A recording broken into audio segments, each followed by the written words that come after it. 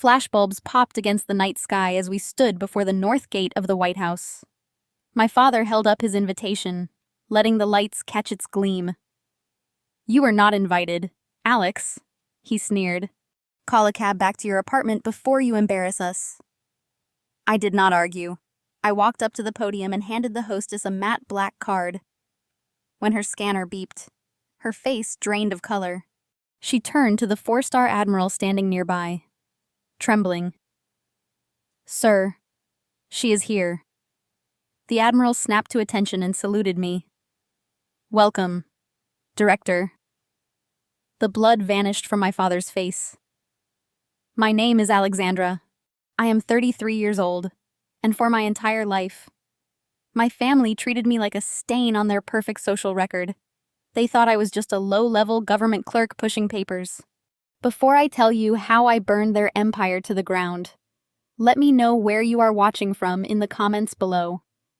Hit that like button and subscribe if you believe karma is best served cold. I stood behind my father, Richard, waiting in the VIP security line for the state dinner. The area swarmed with Secret Service agents and politicians. My father adjusted his bespoke tuxedo, making sure everyone recognized him. He was a lobbyist who traded favors. Next to him stood my brother Bradley and his wife Jasmine. Jasmine was a striking black African-American woman who commanded attention. She wore a custom gown dripping with diamonds that cost more than my supposed salary. She looked me up and down, taking in my simple black dress.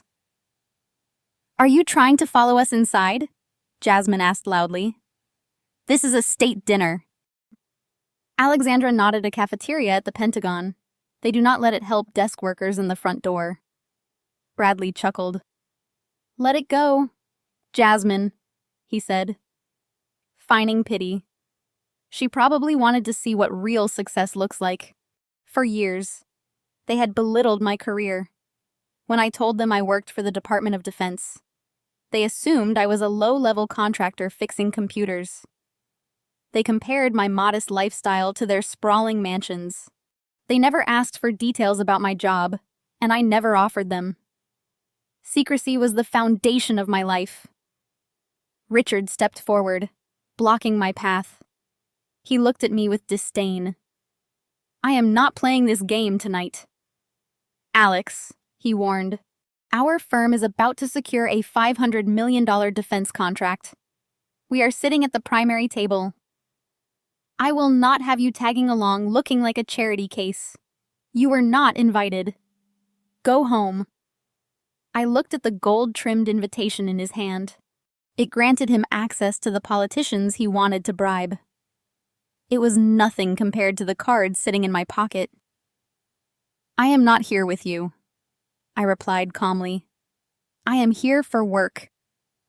Jasmine let out a sharp, mocking laugh. "Work?" she repeated, drawing stares from the crowd.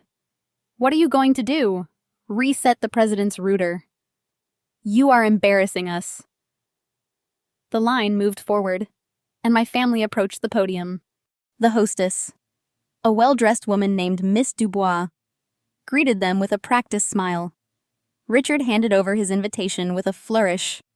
"Richard and Bradley with +1s," he announced loudly, ensuring the crowd heard. Miss Dubois scanned the invitation and her smile widened. "Ah, yes. Welcome. Gentlemen, we have your table prepared in the main hall. Please proceed through the metal detectors." My father threw one last triumphant smirk over his shoulder at me. "Goodbye, Alex," he mouthed, as they moved toward the scanners. I stepped up to the podium. Miss Dubois looked at me, her smile fading slightly. She judged my lack of designer labels. "I am sorry, ma'am. This entrance is for VIP guests only." "Ms. Dubois," said, her tone firm. I did not say a word. I reached into my coat pocket and pulled out a solid matte black card. It had no gold trim and no prominent logos. It had a highly encrypted microchip and a specialized barcode. I placed it gently on the podium. "Scan it," I said, my voice quiet. but carrying an authority that made her hesitate. Miss Dubois let out an annoyed sigh. Clearly humoring me, she picked up her scanner and aimed it at the card. The device emitted a loud, sharp beep. Instantly, her computer screen flashed bright red, overriding her guest list software. The screen displayed a level of security clearance most staff rarely saw. The color drained from Miss Dubois's face. Her hands began to shake so badly she nearly dropped the scanner. She looked from the screen to me and then back to the screen. Her mouth opened, but no sound came out. "Excuse me." Miss Dubois squeaked out, her voice trembling. "Please wait right here." She abandoned her post, leaving a line of senators waiting. She ran over to a group of high-ranking military officials standing near the inner doors. She tapped the shoulder of a 4-star admiral who was speaking with the Secret Service detail commander. I recognized him immediately. It was Admiral Harrison. Admiral Harrison turned around. His stern face shifted into an expression of respect. He bypassed the metal detectors and walked straight toward me, his boots echoing sharply. The crowd parted for him. My family had stopped at the checkpoint, turning around to see the commotion. Admiral Harrison stopped exactly 2 feet in front of me. He snapped to attention and delivered a perfect military salute. "Welcome, Director," he said, his voice booming. "We have been waiting for you. The Situation Room is secure, and your seat at the head table is prepared." I turned to look at my family. The blood had completely vanished from my father's face. Bradley looked like he had forgotten how to breathe. Jasmine's arrogant smirk had been wiped away, replaced by terror. They were frozen in the realization that the woman they mocked was pulling the strings. Exactly 1 week earlier, the crystal chandelier in my father's Georgetown dining room cast a harsh glare over the roasted pheasant. The dinner table was a battlefield disguised as a celebration. I sat quietly while my family practically vibrated with greed. Bradley leaned back in his velvet chair, swirling his expensive scotch. He looked like a man who had just swallowed the world. "The ink is practically dry," he announced. $500 million. The Department of Defense is handing us the keys to the kingdom. Jasmine clapped her hands, her diamond rings catching the light. She wore a silk emerald dress that screamed new money. "It will change everything," she said. "We are looking at that estate in Aspen. Bradley cannot fly commercial anymore. The delays are too stressful." My mother, Catherine, smiled at them from the head of the table. "You both deserve it," she cooed. "It takes a brilliant legal mind to navigate Washington." Richard cut his meat. "It takes vision." Catherine, "It takes knowing exactly which palms to grease and which senators to corner." We outmaneuvered 3 major defense contractors for this. The Sentinel project is ours. I kept my face perfectly neutral. The Sentinel project. They were talking about the military's new encrypted communication grid, a project I had classified as a high-security risk. They had no idea they were sitting across from the woman who held the veto pen. Jasmine turned to me. "So, Alex," she purred, "how are things down in the basement?" I took a slow sip of water. "I do not work in a basement." "Jasmine, I work in a secure facility." She waved dismissively. "Basement cubicle. Whatever." "Did you fix that printer issue for the generals? I am an analyst," I replied. "I handle network architecture." Bradley snorted. "That is a fancy way of saying you change passwords." "Can you believe she settled for a government salary? What do they pay you now?" "Alex, 60,085. I lied smoothly. Jasmine sighed. "Bradley spends that on a watch. I do not understand your lack of ambition." "Alex, look at Bradley closing a $500 million deal while you wear off the rack suits." Catherine chimed in with fake pity. "Leave your sister alone." "Jasmine, not everyone is cut out for real success." "Alex likes her quiet, safe life." Richard pointed his fork at me. "You want the safety net, but refuse to take risks." You could have joined my firm as an assistant and learned from Bradley. But you wanted to be a civil servant. I looked directly at my father. I prefer to serve my country rather than sell it to the highest bidder. The table went dead silent. Bradley narrowed his eyes, his charm vanishing. Watch your mouth. Alex, we facilitate defense. We secure the nation's future. Jasmine scoffed. She is just jealous. Bradley, it must be hard watching us succeed while she counts pennies to pay rent. I smiled thinly. I am just making an observation. Catherine slammed her glass down. Alex, apologize to your brother. You should be taking notes instead of making snide remarks. I did not apologize. I simply cut a piece of pheasant and placed it in my mouth, chewing slowly. The silence stretched thick and suffocating. Jasmine leaned closer to Bradley, whispering, but making sure I could hear every word. She is so bitter. It is pathetic, really. This is why she never gets invited to the galas. She has no idea how to behave around people of influence. She would embarrass you. Bradley nodded, running a hand through his perfectly styled hair. You are right. She lacks the pedigree.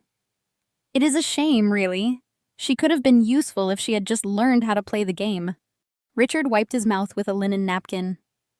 Let us move on to more important matters. The state dinner is next week. The president will officially announce the Sentinel Project contracts there. We have the VIP table. This is our moment to solidify our dominance in Washington. Jasmine clapped her eyes, shining. I have an appointment with my stylist tomorrow. I need something spectacular. The press will be everywhere. We will be the center of attention. As they resumed their arrogant boasting, I remained silent. I mentally reviewed the Sentinel Project files sitting on my encrypted servers. Bradley and Richard thought they had outsmarted the Pentagon. They thought their lobbying and bribes had secured their wealth. They thought I was a pathetic IT worker too stupid to understand their brilliance. They were wrong. Bradley pulled out a thick manila folder from his briefcase. He tossed it onto the table. Look at it, he boasted. The culmination of 3 years of relentless negotiations. Once those signatures are validated at the state dinner, we become untouchable. No one in this city will make a move without our permission. Jasmine traced the folder. Untouchable, she repeated. It has a beautiful ring to it. We will dictate the terms from now on. Richard nodded solemnly, raising his glass for a toast. To the Sentinel Project, to power, to the legacy of this family. They raised their glasses, eagerly clinking them together. Catherine joined in, completely ignoring me. I watched them celebrate a victory that would never materialize. Jasmine turned to me with mock concern.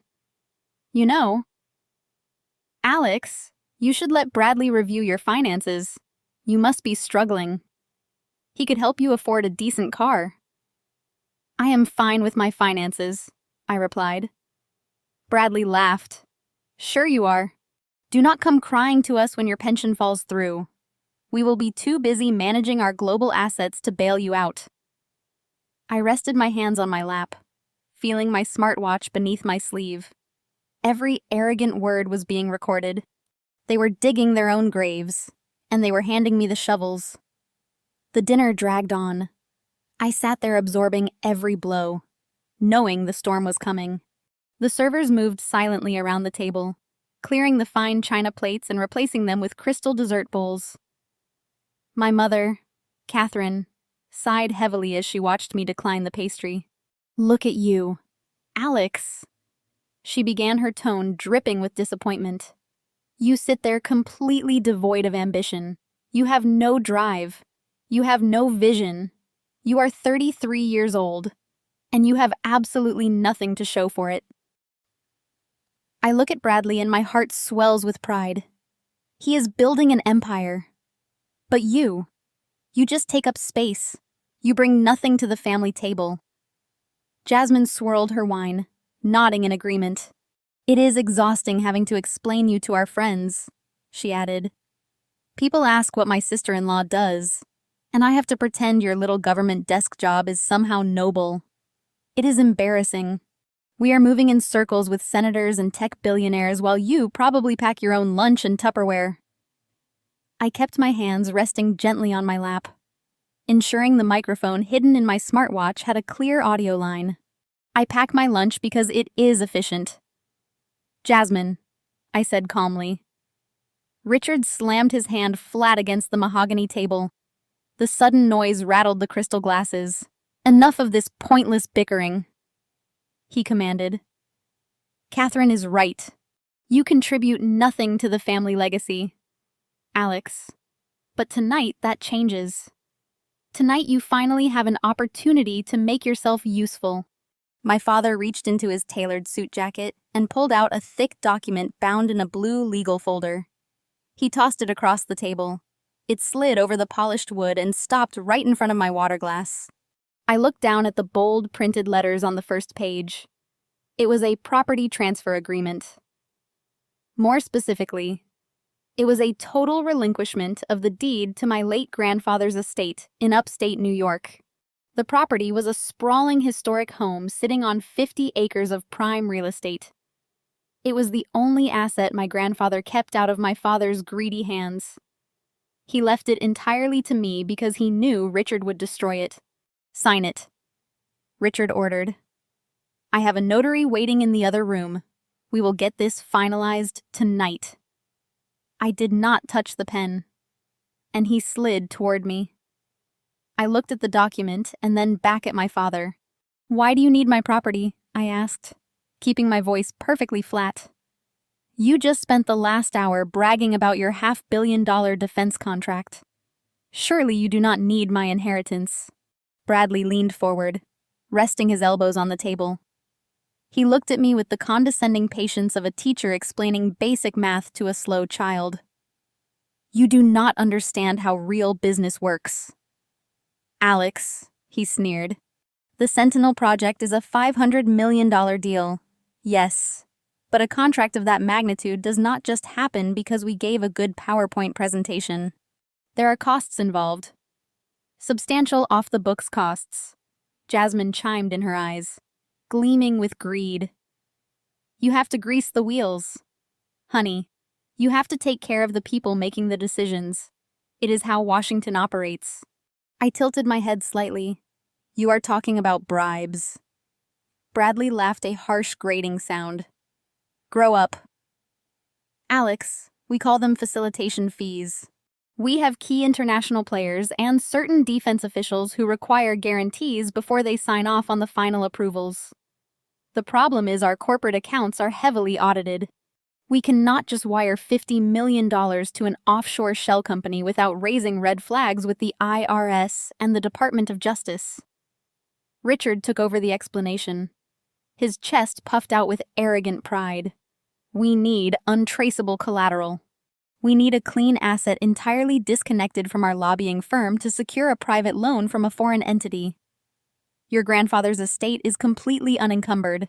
It has no liens, no mortgages, and no direct ties to my corporate tax returns.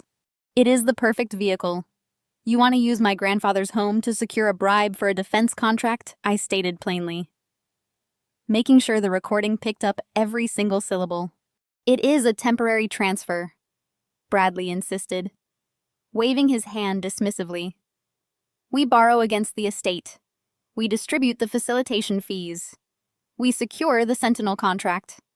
And then we pay the loan back with the first round of government funding. The estate gets transferred back to you in 6 months. No one will ever know.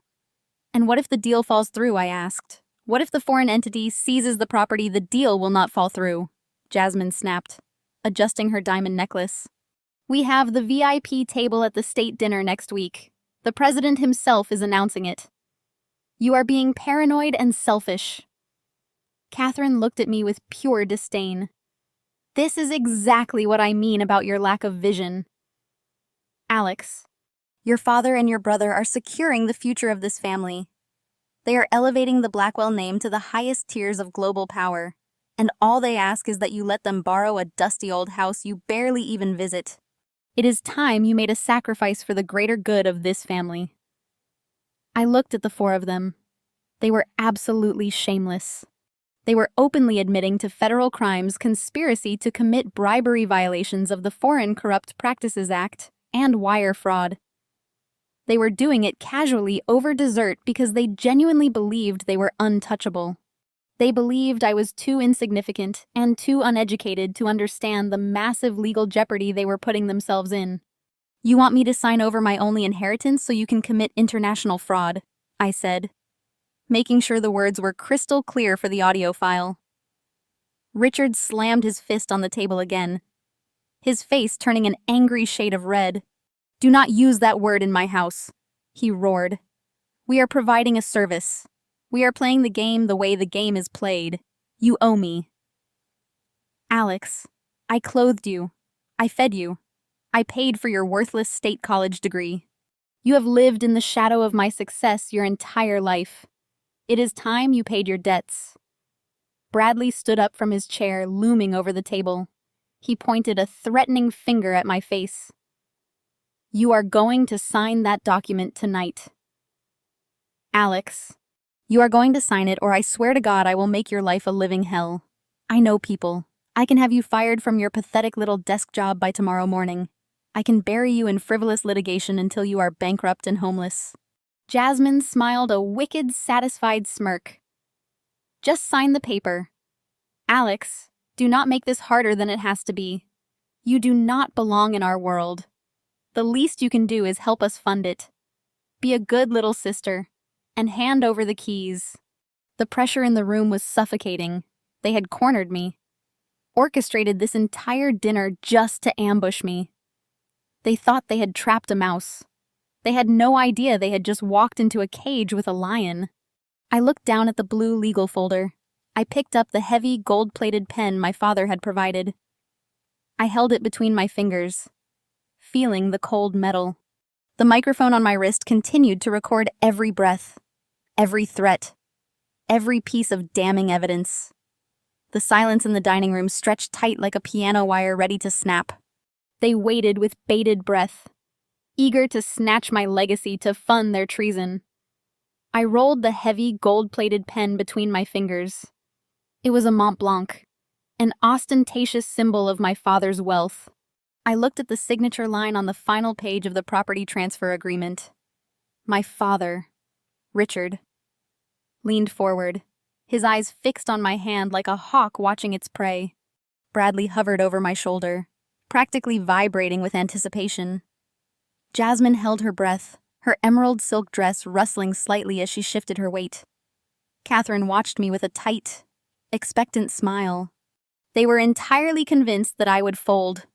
They believed a lifetime of emotional conditioning had stripped away my spine. I placed the pen down on the polished mahogany table. The quiet clink of metal against wood echoed loudly in the tense dining room. I pushed the blue legal folder back toward the center of the table. "I am not signing this," I said. My voice was completely flat, devoid of any anger or fear. "I am not giving you my grandfather's estate so you can use it to fund a federal crime." For a fraction of a second, the room remained dead silent. They simply could not process what they had just heard. Then the reality of my refusal registered, and the facade of family unity shattered completely. Bradley erupted. He slammed both of his fists onto the dining table with such explosive force that my water glass tipped over. Ice cubes scattered across the expensive linen tablecloth and water pulled near the legal documents. His face twisted into a mask of pure, unadulterated rage. The charming corporate lawyer vanished, replaced by a vicious bully who was used to crushing anyone who stood in his way. "You arrogant little wretch!" he screamed, spit flying from his lips. "You think you can walk into this house, sit at this table, and tell us no. You think you have a choice. I will destroy you. Alex, I am a senior partner at one of the most ruthless corporate law firms in Washington. I will bury you in so many frivolous lawsuits you will not be able to afford the bus ride to your pathetic government job. I will sue you for breach of verbal contract. I will sue you for emotional distress. I will tie up that estate in probate litigation for the next 30 years. By the time I am done with you, the legal fees will bankrupt you completely. You will be living on the street. I did not flinch. I did not lean back in my chair. I just sat there maintaining a terrifying icy calm while he towered over me. Jasmine slammed her hands against the back of her chair, her perfectly manicured nails digging into the upholstery.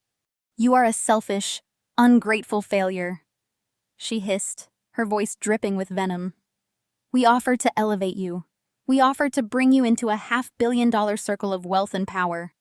All you had to do was lend us an empty house. A house you do not even use. But you are too small-minded to understand loyalty. You have always been the weak link in this family. You take and you take. But the moment your family needs a simple favor, you turn your back on us. You are completely useless. My mother.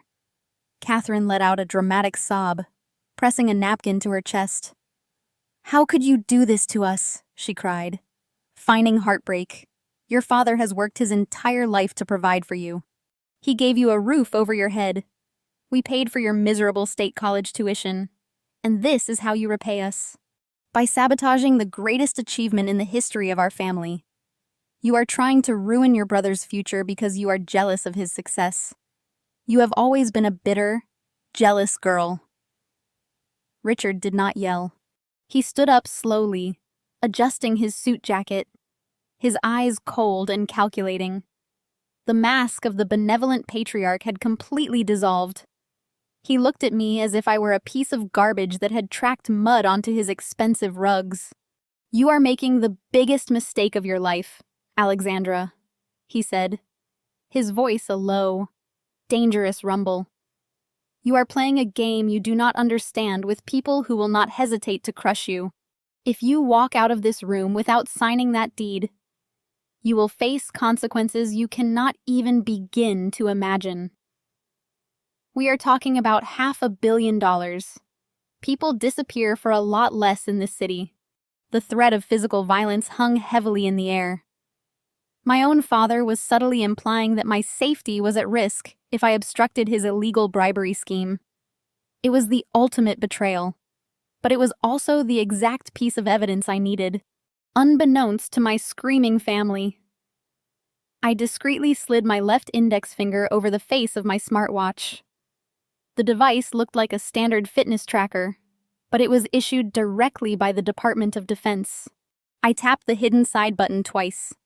The screen remained completely dark, but a microscopic haptic vibration pulsed against my wrist, confirming the command. I had just activated a military ray audio recording application. The software bypassed standard commercial encryption, locking the audio file into a secure compartment on the device. Simultaneously, it opened a silent background connection to a highly classified server located deep within my cybersecurity headquarters. Every single threat, every extortion attempt, every casual admission of bribery pouring out of my father and brother's mouths was currently being digitized, encrypted, and uploaded via a secure satellite link. They were handing me federal convictions on a silver platter. Bradley paced back and forth behind his chair, running his hands through his hair in a frantic motion. He was losing control, and he knew it. I need that collateral by tomorrow morning. Alex, he demanded, pointing a shaking finger at me. I have international partners waiting for their facilitation fees. If I do not wire that money, the Sentinel contract goes to our competitors. Do you understand what you are doing? You are costing us $500 million. I will not let you ruin my life. I will take everything from you. I will hire private investigators to dig into your pathetic life. I will ruin your credit. I will make sure you never work in Washington again. Jasmine crossed her arms, glaring at me with absolute disgust. You really think your little civil service union can protect you from us? She mocked. My husband plays golf with federal judges. We have senators on speed dial. You are a nobody. Alex, a nobody who is about to learn a very hard lesson about power. I looked at Jasmine and allowed a tiny ghost of a smile to touch the corners of my lips. She was lecturing the director of national cybersecurity about power. She was bragging about knowing federal judges to the woman who routinely briefed the President of the United States on global threat assessments. "Are you quite finished?" I asked, my voice cutting through their screaming like a steel blade. Richard stepped forward, planting his hands firmly on the table and leaning his face inches from mine. I could smell the expensive scotch on his breath. "We are not finished until you sign the document," he growled. "You are not leaving this house until that deed belongs to my firm. Do not test my resolve. Alex, you have no money. You have no influence. You have absolutely no leverage." I held his gaze, refusing to look away. I had all the leverage in the world. They were just too blind to see it. I took a deep breath, letting the icy calm settle over my entire body. The trap was set. The bait was in place. Now I just needed them to push me out the door. "Let me be completely clear," I said, pronouncing each word with deliberate precision. "I will never sign over my grandfather's estate. I will never fund your illegal lobbying efforts. And I am absolutely not afraid of your lawyers." Bradley.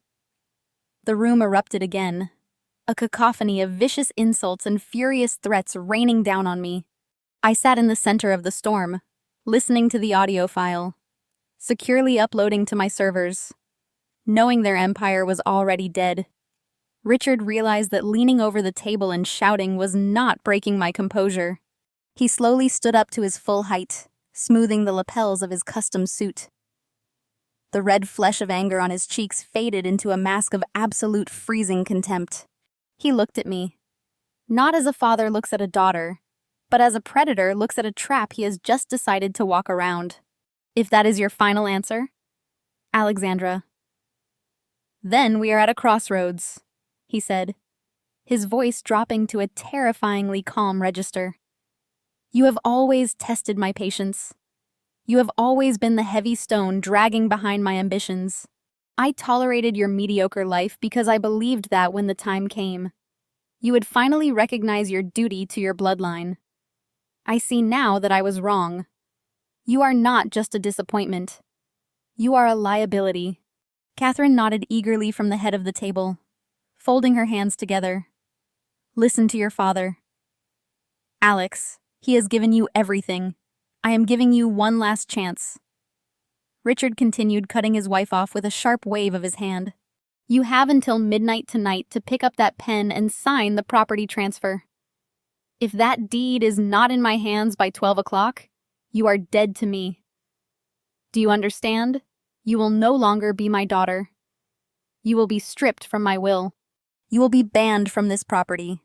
If you ever try to contact us, I will have security throw you onto the street. You will be entirely erased from the Blackwell family history." Bradley crossed his arms, leaning back with a smug, satisfied grin. "Good riddance," he muttered. "We do not need a civil servant dragging down our public image anyway," to emphasize his point. My father turned his back on me and walked toward the ornate vintage safe built into the far wall of the dining room. He spun the brass dial, inputted a code, and pulled open the heavy steel door. He reached inside and withdrew a sleek leather portfolio. He brought it back to the dining table and unzipped it with slow, deliberate movements. He wanted to make a spectacle of this. He wanted to visually crush whatever remaining defiance he thought I harbored. He reached into the portfolio and pulled out 4 thick, cream-old envelopes. They were heavily embossed with the presidential seal, the gold foil gleaming under the chandelier. He laid them out on the mahogany table side by side, aligning them perfectly like laying out 4 winning playing cards in a high-stakes game. "Do you know what these are, Alex?" he asked, his tone dripping with supreme arrogance. I kept my expression entirely blank, even though I knew exactly what they were. I had approved the security clearances for those specific invitations just 3 days ago.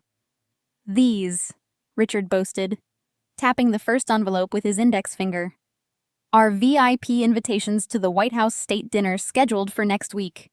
They are not standard guest passes. These are platinum-tier access credentials.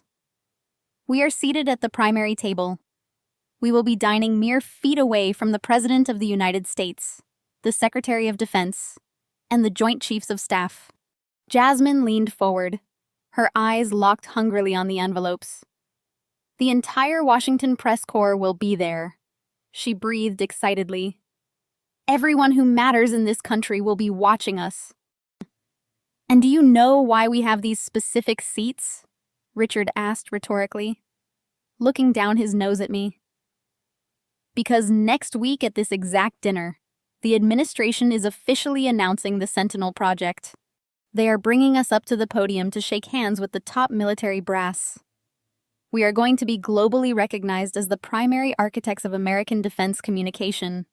$500 million of federal money will flow directly into our accounts the moment the dessert plates are cleared. He picked up the fourth envelope and held it up to the light. I watched his fingers grip the thick paper. There are 4 tickets here, he said, his voice laced with cruel intention. 1 for me, 1 for your mother, 1 for your brother, and 1 for Jasmine. But originally I requested 5. He paused, letting the implication hang heavily in the silent room. I fought for a 5th ticket. Richard lied smoothly. I cashed in major political favors to get an extra seat at that table. I intended to bring you Alex. I intended to let you sit with us, to let you bask in the glory of our success. I was willing to buy you a gown, hire you a stylist, and let you pretend you belonged among the political elite for just one night. I wanted you to witness the exact moment your family conquered Washington. Bradley snickered, taking a sip of his scotch. It would have been the highlight of your pathetic life, he added. You could have told all your little cubicle mates that you actually met a senator. But now, Richard said, his grip tightening on the envelope. Now I see that inviting you would be a catastrophic mistake. You lack the grace, the gratitude, and the fundamental loyalty required to sit at that table. You would only embarrass us. He tossed the envelope back onto the table. It slid and hit my water glass, coming to a stop just inches from my hand. So, here is the ultimatum, my father declared, his voice echoing off the high ceilings. You sign that deed right now, and I will request that 5th ticket from the Chief of Staff tomorrow morning. You sign over the estate, and I will allow you to share in the greatest triumph of our lives. You will get to walk through the North Gate. You will get to eat at the president's table. You will get a small taste of real, absolute power. He leaned in close, placing both hands flat on the table, his eyes burning with intense malice. But if you refuse, Richard hissed, if you walk out that door without signing, you will never step foot near the White House. You will spend the rest of your miserable life rotting at a metal desk, counting your pennies while we reshape the global defense industry. You will watch us on the evening news from your cheap apartment knowing you threw away your only chance to be somebody. Catherine shook her head with a theatrical sigh. Do not be stupid. Alex, this is the last lifeline we are throwing you. Take it. I stared at the 4 gold-embossed envelopes lying on the table. The sheer audacity of their manipulation was almost impressive. They were trying to bribe me with access to an event that I was personally overseeing. They were threatening to withhold an invitation to a room where my security clearance superseded the Secret Service detail. I looked up from the envelopes, meeting my father's furious gaze. The military RAW recording device on my wrist had successfully captured every detail of their extortion attempt, tying the bribery scheme directly to the upcoming state dinner. The evidence was pristine. I slowly stood up, pushing my chair back from the table. The wooden legs scraped loudly against the marble floor. I did not reach for the pen. I did not look at the property deed. I adjusted my suit jacket and picked up my purse. I looked at the 4 people who had just permanently severed our bloodline for a payout they would never see. My silence hung in the room, thick and unyielding. Richard stared at me, his jaw muscles flexing as he realized my posture had not softened. I had not broken into tears. I had not reached for the pen. I had not offered a desperate plea for his conditional love. I simply stood there completely detached. "Fine," Richard spat, his voice dripping with venom. "If you choose to be a nobody, then you will be treated like a nobody." He picked up the fourth gold-embossed envelope from the mahogany table. He held it up to the chandelier light, letting the presidential seal catch the glare. He did not put it back into his leather portfolio. Instead, he turned his gaze deliberately toward Jasmine. "Jasmine," he said, his tone shifting from fury to a sickeningly sweet benevolence. "Call your mother tonight. Tell Beatrice she needs to secure a gown by Monday. She will be joining us at the state dinner. She will take the fourth seat at our table." Jasmine gasped, her eyes widening with genuine delight. She reached across the table and eagerly took the thick envelope from my father's hand. "Oh, Richard," she gushed, clutching the invitation to her chest. "My mother will be absolutely thrilled. She has been dying to attend a White House event. She actually understands the gravity of an evening like this. She knows how to converse with people of status." Richard nodded, keeping his eyes locked entirely on me, ensuring I felt the full weight of the exclusion. "Beatrice is a woman of refinement," he declared loudly. "She understands how the world works. She will be an asset to our table when the military officials come over to congratulate us." My mother. Catherine swirled her wineglass, her lips curled into a cruel smirk. She looked me up and down, her eyes scanning my simple navy suit and practical leather flats. She let out a short, mocking laugh. "It really is for the best," Catherine said, her voice slicing through the air. "Let us be brutally honest. Alex, you do not belong at a state dinner. Look at your clothes. That blazer looks like it came from a discount rack. You do not even wear proper jewelry. You have the exact demeanor of a mid-level clerk. You carry yourself like someone who fetches coffee for the people who actually make decisions." I kept my face perfectly still, letting her words wash over me. The hidden application on my smartwatch continued to record, digitizing every insult and uploading it to my secure servers. Catherine continued, leaning forward to inspect me like an insect under a microscope. "If you sat at our table, you would only humiliate Bradley. The Pentagon officials we are hosting expect to be surrounded by class and sophistication. They expect to interact with power. If they saw you sitting there looking like a depressed civil servant, they would question our entire firm's credibility. You would make us look weak." Bradley snorted, crossing his arms over his chest. "Can you imagine her trying to make small talk with a 4-star general?" He mocked, shaking his head. "She would probably try to explain how she fixes network routers. It would be a complete disaster. We need investors and defense contractors to look at our table and see absolute dominance. We cannot have some pathetic government employee bringing down the aesthetic." Jasmine gently placed the VIP invitation into her designer purse, treating it like a holy relic. She looked at me with a mixture of pity and supreme arrogance. "You are socially unfit to stand with this family, Alex," she stated, her voice laced with absolute certainty. "You lack the pedigree. You lack the conversational skills. You lack the basic understanding of how to exist in elite circles. My mother will charm the chief of staff. You would just sit there staring at your shoes. You are completely unfit for our world." The sheer magnitude of their delusion was breathtaking. They were calling me socially unfit to interact with Pentagon officials. They were claiming I would embarrass them in front of generals. They had absolutely no idea that the generals they were so desperate to impress reported directly to me. They had no idea that my clearance level dictated which of those defense contractors even received a security badge. They thought my practical suit was a sign of poverty. They did not realize it was the standard dress code for a woman who spent her days in classified briefing rooms, making decisions that shaped global cyber warfare. "You are making a permanent decision," I said, my voice steady and clear, ensuring the recording captured my final warning.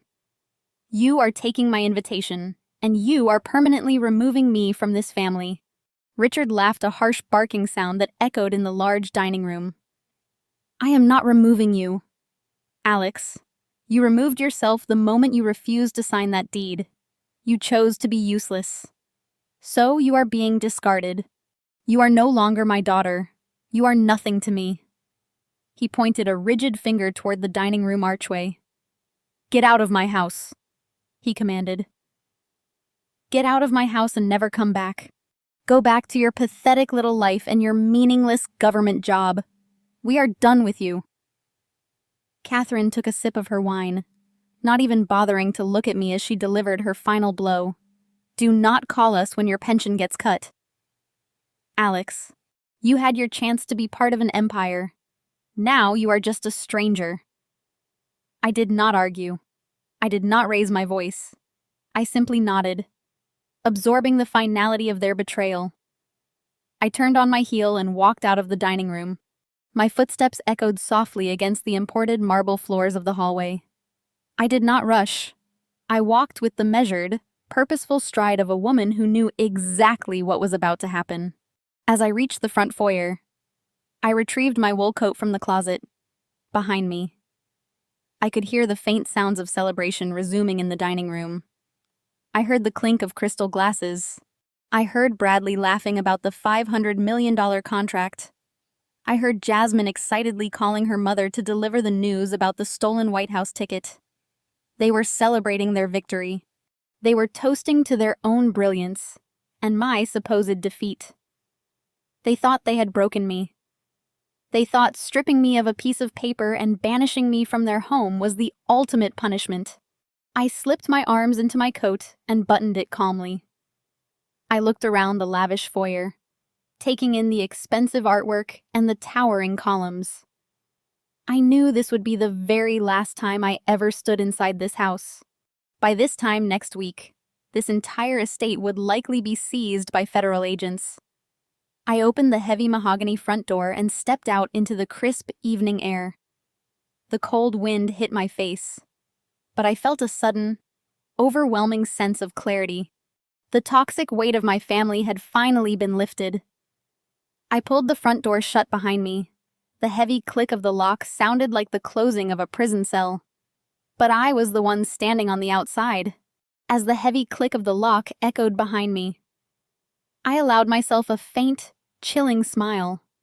My family thought I had simply walked away in defeat. They believed their vicious words and threats had finally broken my spirit. They were actively celebrating in the dining room, clinking their crystal glasses and toasting to their upcoming wealth. They had absolutely no idea what I had actually done during those final seconds inside the house, when Richard delivered his ultimate banishment. I did not shed a single tear. I had nodded in silent acceptance and calmly stood up from the mahogany dining table. I walked out of the room with my head held high, projecting the exact image of a defeated woman retreating into the night. But my exit was not a surrender.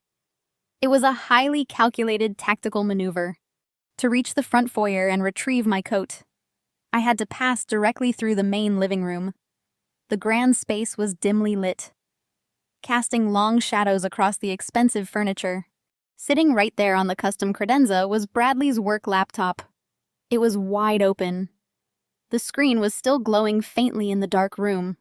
He was so incredibly arrogant and so dangerously secure in his own untouchable status that he had not even bothered to lock the screen or close the lid.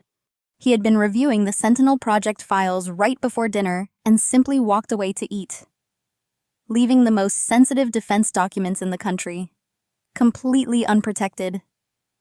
I heard the loud laughter erupting from the dining room. Richard was likely pouring another round of his expensive scotch. Jasmine was probably bragging about the designer gown her mother would wear to the White House. Their backs were turned. They were completely consumed by their own greed and their twisted sense of victory. They were entirely oblivious to the apex predator walking through their living room. From the hidden inner lining of my suit jacket, I retrieved a device no larger than a fingernail. It was a microscopic stealth cloning USB drive. This was not commercial hardware you could purchase at a tech store. It was a proprietary piece of technology developed by the highest tiers of national intelligence, designed specifically for elite covert operations. I walked past the credenza. I did not break my stride. I did not even turn my head to look at the laptop.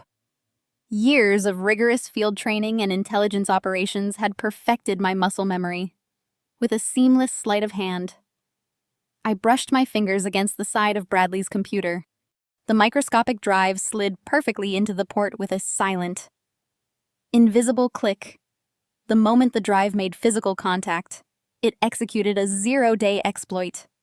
It bypassed Bradley's commercial-grade firewalls in mere milliseconds. It did not just copy files. It cloned the entire hard drive, capturing encrypted emails, deleted drafts, offshore banking, routing numbers, and every hidden backdoor communication he had ever sent. The drive required exactly 12 seconds to siphon the massive payload of data and transmit a secure digital handshake to my servers. I kept walking smoothly, transitioning into the foyer. By the time I reached the coat closet and slipped my arms into my wool coat, the data transfer was completely finished. The device was designed to remain completely undetected, leaving absolutely no digital footprint behind. Bradley could hire the best civilian cybersecurity firm in the country, and they would never find the breach. The microscopic drive would sit quietly in his port, looking like a tiny piece of plastic casing until I decided to detonate the evidence. Now standing on the cold stone steps of my father's estate, I breathed in the crisp evening air. The tension that had coiled in my shoulders during the dinner completely evaporated. I walked down the long driveway toward my car. The gravel crunched beneath my sensible leather flats. Those were the exact same shoes my mother had just mocked, calling them the uniform of a low-level clerk. She had no idea those shoes had just carried the architect of her destruction right past her prized Persian rugs. I reached my vehicle parked just outside the heavy iron gates of the estate. It was a sleek, unassuming dark sedan perfectly designed to blend into any Washington traffic. I unlocked the door and slid into the driver's seat. The heavy door shut, sealing me inside a soundproof cabin. I pressed the ignition button. The engine purred to life. But more importantly, the hidden digital console built into the dashboard illuminated. The screen flashed green, displaying a highly encrypted confirmation code. The payload was secure. The data from Bradley's laptop was already sitting safely in my isolated servers, waiting for my analysis. I rested my hands on the leather steering wheel and let out a slow, steady breath. My family thought they had stripped me of my power by taking away a piece of paper. They thought that barring me from the White House state dinner was the ultimate punishment. They believed that by discarding me, they were securing their path to absolute dominance. They were fools. Absolute arrogant fools. They had invited the director of national cybersecurity into their home and openly confessed to a $500 million bribery scheme. They had threatened a federal official. They had detailed their plans to manipulate defense contracts. And they had left the entire blueprint of their treason sitting on an open laptop. I shifted the car into gear and pulled away from the curb. I did not look back at the sprawling mansion. I did not feel a single ounce of grief for the family I was leaving behind. They had made their choices. They had drawn the battle lines. They had told me I was unfit for their world. As I drove through the quiet, upscale streets of Georgetown, the faint, chilling smile returned to my face. They were right about one thing. I was not fit for their world of petty bribes and desperate social climbing. My world operated on a much higher, much more dangerous frequency. I merged onto the highway heading toward Virginia. The city lights blurred past the windows as the speedometer climbed. I had 1 week until the White House state dinner. 1 week until the president officially announced the Sentinel Project. 1 week until my father and brother walked into the grand ballroom expecting to be crowned the kings of Washington. They thought they were walking into a coronation. I was going to make sure they walked into a slaughterhouse. Section 8. 1,000 words.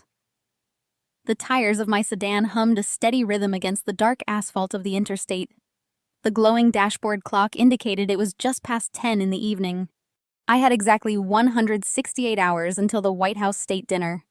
The countdown had officially begun. For my entire adult life, I had operated under a heavy, suffocating blanket of familial obligation. I had tolerated the snide remarks, the relentless comparisons, and the blatant disrespect, because a small, naive part of my brain still craved my parents' validation. I had kept my true identity hidden, hoping that maybe one day they would love the quiet, unassuming daughter they thought I was. Tonight, that naive part of me died completely. It was not a slow fading away. It was a clean, surgical execution. As I drove past the Potomac River, the illuminated monuments of Washington cast long reflections on the dark water. This city ran on secrets and leverage. My father, Richard, believed he held the ultimate leverage because he could throw money at corrupt politicians.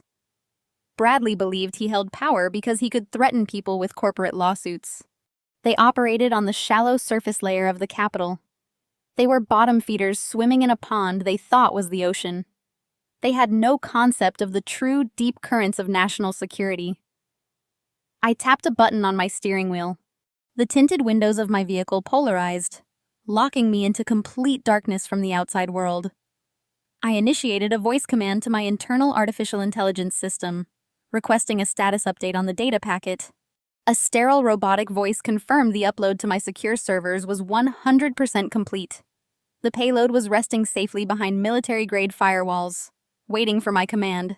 The psychological shift happening inside my mind was absolute. I was no longer Alexandra, the disappointed daughter. I was the director. The shift felt like stepping out of a heavy, suffocating winter coat and feeling the cold, sharp air for the first time. I reviewed the events of the dinner, not with anger, but with the clinical detachment of an intelligence officer analyzing a hostile target.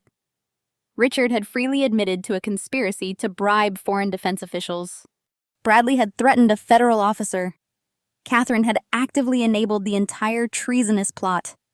They had laid out their entire operational blueprint over a plate of roasted pheasant. My vehicle merged onto the express lane. The speedometer climbed, but my heart rate remained perfectly steady. I thought about the 4 gold-embossed invitations sitting on the mahogany dining table. Richard had tried to use the White House as a weapon against me. He had weaponized an invitation to an event where I was essentially the guest of honor. The irony was so dense it was almost suffocating. He wanted to parade his wealthy, successful family in front of the president to finalize a $500 million defense contract. A contract I had already flagged for critical security vulnerabilities. The Sentinel project was designed to be the next generation of encrypted military communications. It was a massive undertaking meant to secure the communications of our armed forces globally.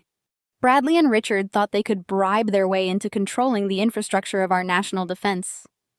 They viewed the military as a piggy bank to fund their private estates and designer wardrobes. They did not care about the lives of the soldiers who would rely on that network. They only cared about their facilitation fees. As I navigated the winding roads toward Northern Virginia, my mind organized the tactical layout of the coming week. I needed to analyze the cloned data. I needed to map the entire network of their corruption. I needed to identify every offshore account, every shell company, and every corrupt official they had paid off. The state dinner was not just a social event anymore. It was the perfect stage for a synchronized federal take-on. I was going to let them put on their tuxedos and their designer gowns. I was going to let them walk the red carpet and drink the expensive champagne. I was going to let them reach the absolute pinnacle of their arrogance before I severed the ground beneath their feet. The road inclined as I approached my sector. I felt a surge of cold adrenaline. For 33 years, my family had treated me like I was invisible.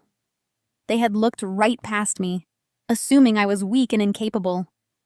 Their arrogance was their greatest vulnerability. In the intelligence community, being invisible is the ultimate advantage. You cannot fight an enemy you do not even know exists. I was going to use their own blind spots to destroy them. The countdown ticked away in my mind.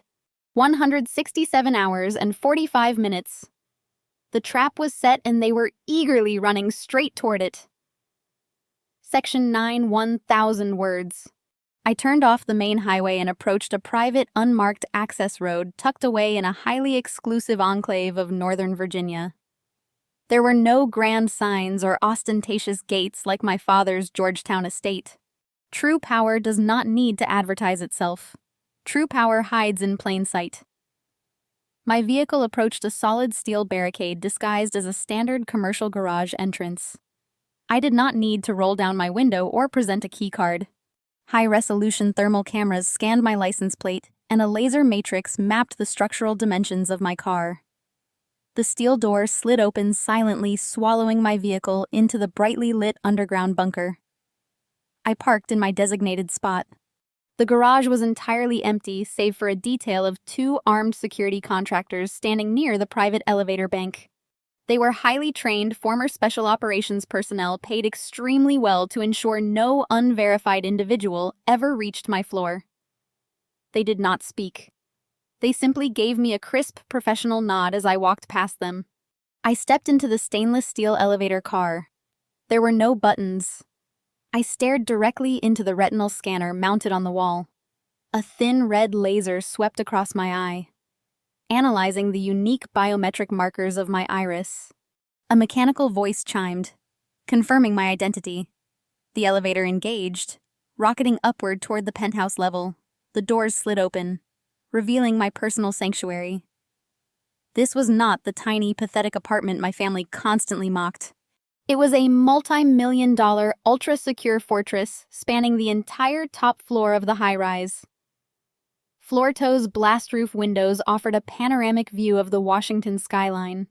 The floors were polished black concrete, and the walls were lined with sound-dampening acoustic panels. It was austere, intimidating, and completely impenetrable. I bypassed the main living area and walked straight down the hallway toward the reinforced titanium door at the end. This was my command center. I placed my right hand flat against the biometric surface scanner and spoke my clearance code aloud. The heavy locking mechanisms disengaged with a deep, satisfying clunk. I pushed the door open and stepped into the nerve center of the national cybersecurity grid. The room was kept at a crisp 65 degrees to ensure the optimal performance of the server racks humming quietly along the back wall. The air tasted of ozone and sterile electricity. A massive curved display monitor spanned the entire length of the primary wall. As I entered, motion sensors detected my presence, and the screens flared to life. The glowing blue light illuminated the dark room. The central screen displayed a rotating 3-dimensional globe tracking live cyber threat assessments across multiple continents. I walked over to the primary terminal and took a seat in the ergonomic leather chair. I typed in my complex alphanumeric password and inserted a specialized cryptographic key into the drive. The screen flashed, rendering the official seal of the Department of Defense. Beneath the seal, bold white letters spelled out my true identity: Director of National Cybersecurity. I was not a mid-level clerk. I was not an IT help desk worker. I was the supreme authority over the digital infrastructure of the United States military. I held a rank equivalent to a cabinet member reporting directly to the president and the top military advisors. Every single defense contract involving digital communications required my personal authorization. I possessed absolute unilateral veto power. If I found a single vulnerability in a proposed system, I could kill a billion-dollar contract with a single keystroke. My family thought they were manipulating the system. They thought they could bribe their way into the Pentagon. They did not realize that I was the gatekeeper. I owned the gates. I built the walls. I commanded the army that protected the network. I pulled up the secure file transfer interface. The data payload I had extracted from Bradley's laptop was resting in a quarantine folder, isolated from the main network to prevent any malicious software from spreading. I initiated the decryption sequence. The server processors hummed louder as they broke down Bradley's commercial-grade encryption. It was like watching a master locksmith pick a cheap padlock. The progress bar moved steadily across the screen. I watched the numbers climb, feeling a deep sense of absolute control. My brother had threatened to bury me in frivolous lawsuits. My father had threatened to erase me from the family history. My sister-in-law had called me socially unfit. They had handed me their entire operational playbook. The decryption sequence hit 100%. A new folder populated on my desktop labeled simply Sentinel Project Target Data. I clicked the mouse opening the folder. Hundreds of thousands of files populated the screen. Emails, banking records, offshore wire transfers, encrypted chat logs. It was a treasure trove of federal crimes. I cracked my knuckles and leaned closer to the monitor. It was time to dissect their empire piece by piece. I pushed back from the heavy desk and let the leather chair glide silently across the polished concrete floor. Before diving into the abyss of my family's corruption, I needed a moment to center my focus. I walked over to a sleek, built-in wet bar near the floor-to-ceiling windows. The city lights of Washington pulsed in the distance, a sprawling grid of power and secrets. I reached for a crystal tumbler and a bottle of aged single malt scotch. I poured exactly 2 fingers. The amber liquid glowed under the recessed lighting. I did not drink to forget. I drank to sharpen the edges of my focus. I took a slow, deliberate sip, letting the burn travel down my throat. It was the taste of absolute control. I carried the glass back to the command terminal and settled into my chair. The massive curved monitor illuminated my face with the stark white light of thousands of indexed files. Bradley was a partner at a ruthless corporate law firm, but his digital hygiene was laughably pathetic. He operated with the reckless impunity of a man who believed the rules simply did not apply to him. He had categorized his illicit dealings in nested folders with painfully obvious titles. It was the digital equivalent of leaving a murder weapon on the dining room table. I initiated a forensic sorting algorithm commanding my artificial intelligence system to isolate financial routing numbers, offshore bank accounts, and encrypted communication logs. The screen fractured into a dozen different data streams. I watched the algorithm map out their entire financial ecosystem in real time. Red lines traced illegal wire transfers from defense lobbyists in Washington to shell companies in the Cayman Islands. From there, the money was laundered through a labyrinth of phantom corporations in Cyprus and Switzerland before settling into private accounts controlled directly by Richard and Bradley. The sheer scale of their bribery was staggering. They had successfully compromised 2 mid-level generals and several civilian procurement officers at the Pentagon. The facilitation fees Bradley had brazenly mentioned at dinner were clearly documented in Excel spreadsheets.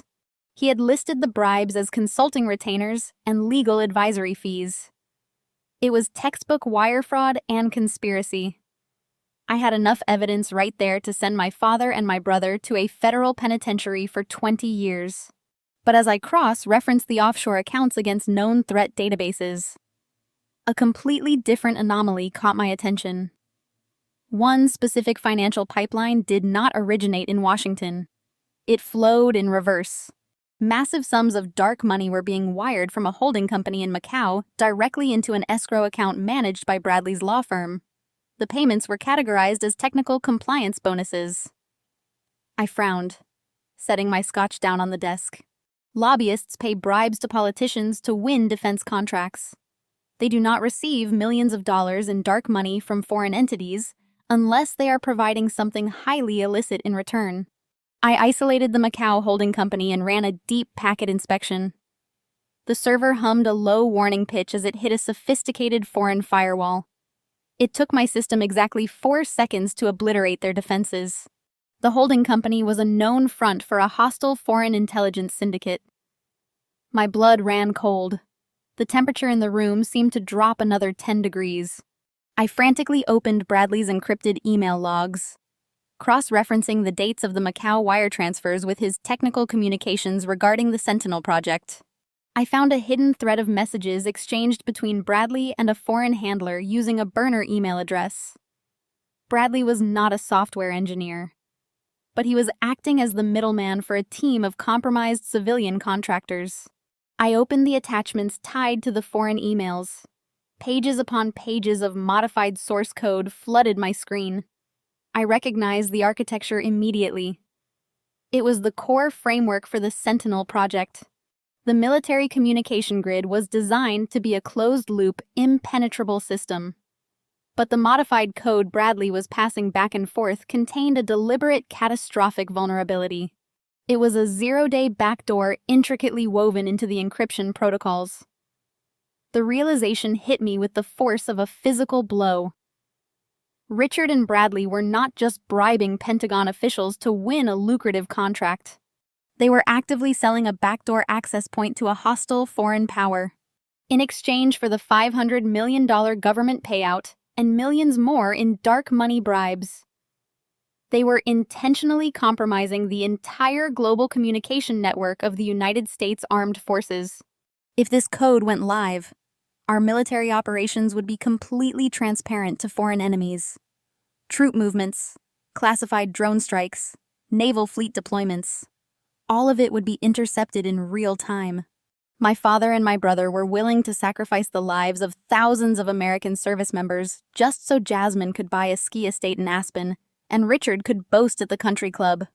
This was no longer a case of white-collar corporate corruption. This was high treason. This was a direct violation of the Espionage Act. It carried a penalty of life in a federal supermax facility or execution. I sat back in my chair, my breath catching in my chest. I looked at the undeniable proof staring back at me from the monitors. For 33 years, my family had called me a failure. They had mocked my government salary and ridiculed my modest lifestyle. They had told me I lacked the vision to understand real power. They were right about one thing. I did not understand their version of power. Their power was built on a foundation of rot and treason. My power was built on absolute unyielding protection of the nation.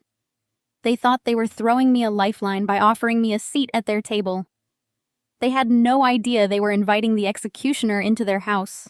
I reached across the desk and pressed a secure red button on my primary communication console.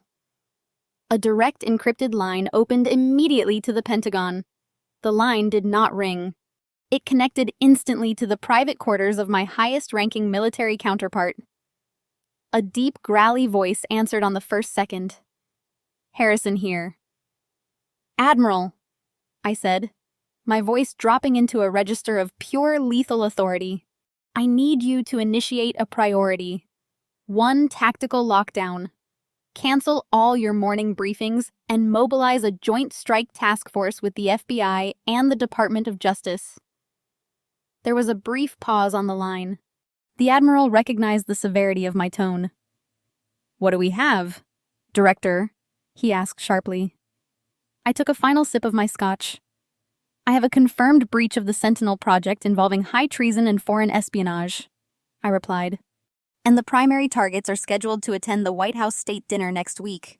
We are going to let them put on their tuxedos, and then we are going to burn them to the ground." The line went dead. I placed the red receiver back onto its secure cradle. The silence in my command center felt different now. It was no longer the silence of isolation. It was the silence of a loaded weapon. Admiral Harrison was a man of ruthless efficiency. He did not ask for my underlying reasoning, and he did not question my authority. He simply mobilized. Within the hour, the highest echelons of the Department of Justice and the FBI would be sitting in a windowless room at the Pentagon, reviewing the digital carnage I was about to send them. But raw data was not enough for a flawless federal indictment. I needed airtight, unassailable proof tying Richard and Bradley directly to the malicious source code. I turned my attention back to the massive curved monitor. The primary decryption had cracked the commercial firewalls, but Bradley had hidden the specific cryptographic keys within a secondary, heavily fragmented partition on his hard drive. He likely thought this made the transaction deniable. He assumed federal investigators would hit the fragmented wall and assume the data was corrupted. I cracked my knuckles and began coding a brute force sequencer. I bypassed the standard graphical interface and dropped directly into the command line, programming a specialized algorithm to hunt for the fragmented keys. The servers roared to life, their cooling fans spinning up to maximum capacity as they processed trillions of cryptographic permutations per second. I reached for my tumbler of scotch and took another slow sip. The amber liquid was warm against the cold, sterile air of the server room. I watched the progress bars creeping across the dark screens. It was a digital siege. I was methodically tearing down the walls of their treasonous empire brick by invisible brick, while the sequencer chewed through the fragmented partition. I opened a secondary window to monitor their live communications. My stealth USB was not just a static cloning device. It had embedded a persistent beacon in Bradley's machine, establishing a real-time relay to my servers. I had full access to his active network traffic and to Bradley. She had just finalized the purchase of a custom designer gown for her mother. The receipt attached to the email showed a staggering $15,000 charge. Jasmine had added a note to the email stating she could not wait to see the look on the generals' faces when they walked into the grand ballroom. She was actively preparing to dazzle the exact military commanders her husband was currently trying to sell to a foreign syndicate. Another email arrived in Bradley's inbox. This one was from Richard. My father had forwarded a draft of a press release their lobbying firm planned to publish the morning after the state dinner.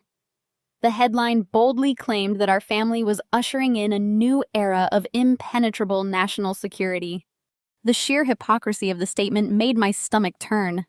They were drafting self-congratulatory press releases while facilitating the largest cybersecurity breach in American history.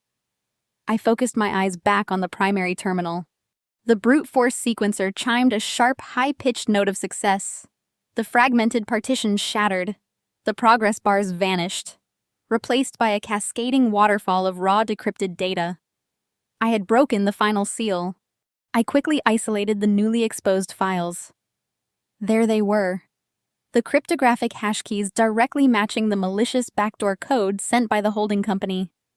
Bradley had digitally signed the transfer logs using his own private encrypted key. He had literally left his digital fingerprints on the murder weapon. The chain of custody was absolutely perfect. It proved beyond a shadow of a doubt that Richard and Bradley had knowingly and willfully accepted foreign funds to compromise the Sentinel project. I compiled the unredacted decrypted files into a single, secure dossier. I attached a digital signature authenticating the evidence under my authority as the Director of National Cybersecurity. With one keystroke, I transmitted the entire dossier through the secure channel to Admiral Harrison and the waiting federal task force. The trap was now fully operational. The Department of Justice had everything they needed to draft sealed indictments for high treason, espionage, and wire fraud. The FBI had the operational blueprint to coordinate the arrests. And I had the absolute authority to execute the final blow in front of the entire Washington elite.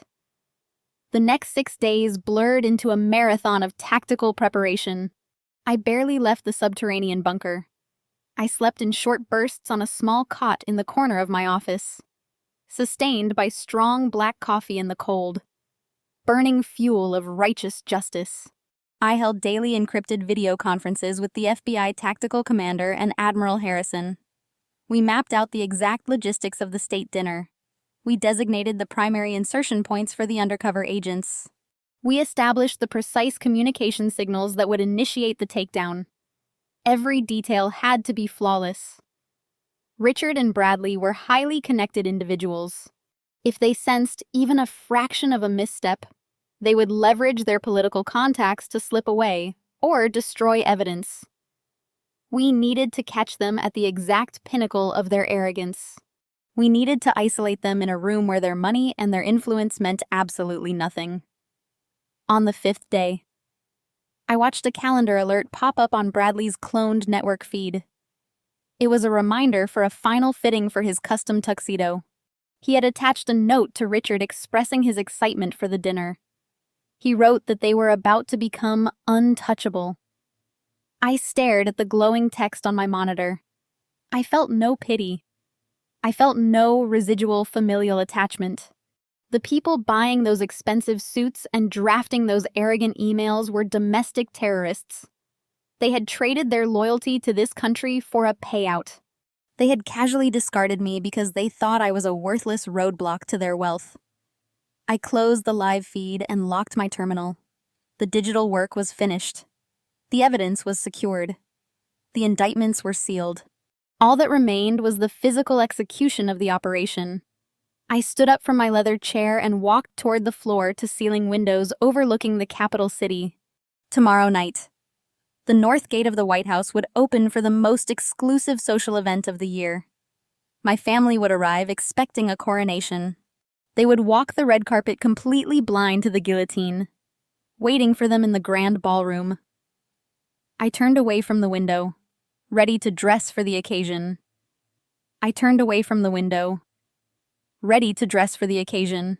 Before I could take a single step toward my private quarters, a sharp high-priority alert sliced through the quiet hum of the server room. The primary monitor flashed a brilliant amber warning. My artificial intelligence system had been running continuous background diagnostics on the raw data cloned from Bradley's laptop. It had just detected an anomaly buried deep within the architecture of the hard drive, bypassing the initial decryption sweep. I walked back to the leather chair, dropping into it while scanning the alert. Bradley was arrogant, but the people he was dealing with were professional ghosts. They used advanced steganography to hide a phantom directory inside a massive block of mundane system files. It was an invisible puzzle box designed to self-destruct if opened incorrectly. My system had quarantined the phantom directory, isolating it within a secure sandbox environment to prevent counterattacks. I initiated a manual override taking direct control. I could not rely on automated algorithms. I needed to peel back this final layer myself, using specialized cryptographic scalpels to extract the core data without triggering the failsafes. My fingers flew across the mechanical keyboard, inputting lines of raw code to stabilize the directory. The process required absolute precision. One wrong keystroke, and the files would turn to digital ash. The amber warning light faded, replaced by the stark white glow of an accessible folder. I clicked the mouse opening the directory. The screen populated with a series of highly compressed video files and digitized legal contracts. I opened the first document. The breath caught in my throat. My previous discoveries had proven bribery and an attempt to distribute modified source code. But this new cache of data was the undeniable smoking gun of high treason. It was the deepest, most rotten layer of the onion. The document on my screen was a formal memorandum of understanding drafted on the official stationery of a notorious state-sponsored intelligence syndicate known for orchestrating catastrophic cyber attacks against Western infrastructure. The terms outlined in the memorandum were horrifying in their explicit cruelty. Richard and Bradley had actively negotiated the specific technical parameters of the breach, in exchange for the $500 million government payout and an additional untraceable bonus of $200 million paid in offshore cryptocurrency. My family agreed to embed a dormant logic bomb directly into the Sentinel project's primary defense matrix. I opened the corresponding technical schematics. As the Director of National Cybersecurity, I understood the architecture of the Sentinel project better than anyone on the planet. I read the modified code, feeling a cold, terrifying dread wash over me.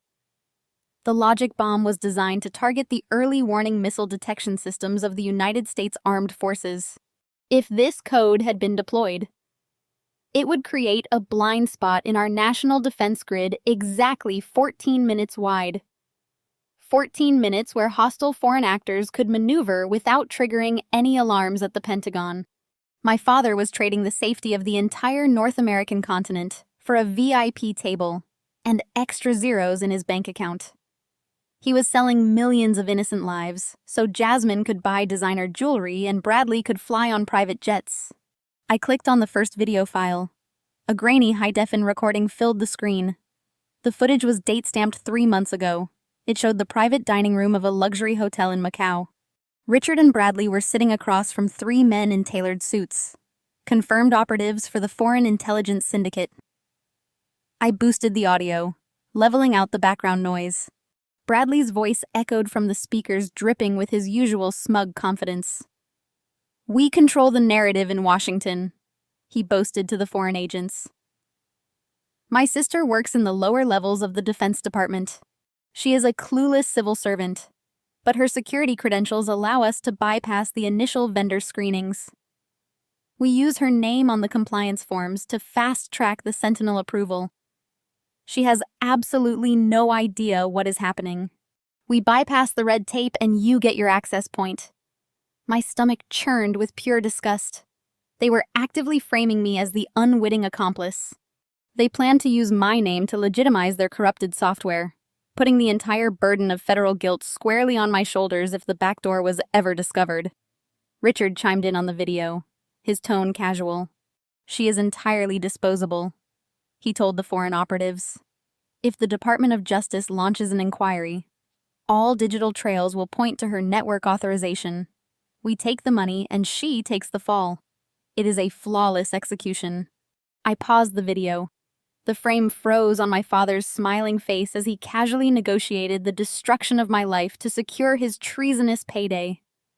The sheer depth of their betrayal defied human comprehension.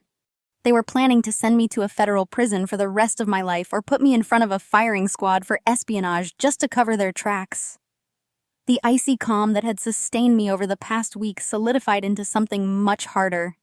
It turned into absolute diamond. I was no longer just protecting the national security grid. I was delivering the wrath of a woman who had been marked for slaughter by her own flesh and blood. I compiled this new devastating cache of evidence, encrypting it into an execution package. The trap I had built was already lethal, but this new data turned it into an inescapable black hole. They were not just going to be arrested for bribery anymore. They were going to be locked in a subterranean federal supermax facility where they would never see the sunlight again. I shut down the terminal and walked away from the glowing screens. The time for digital forensics was over. The time for absolute destruction had arrived. I walked across the polished concrete floor of my command center, leaving the primary terminal behind and entered the secure communication vault. The walls here were lined with copper mesh, creating a perfect Faraday cage. No signals could enter or leave without passing through my encrypted router.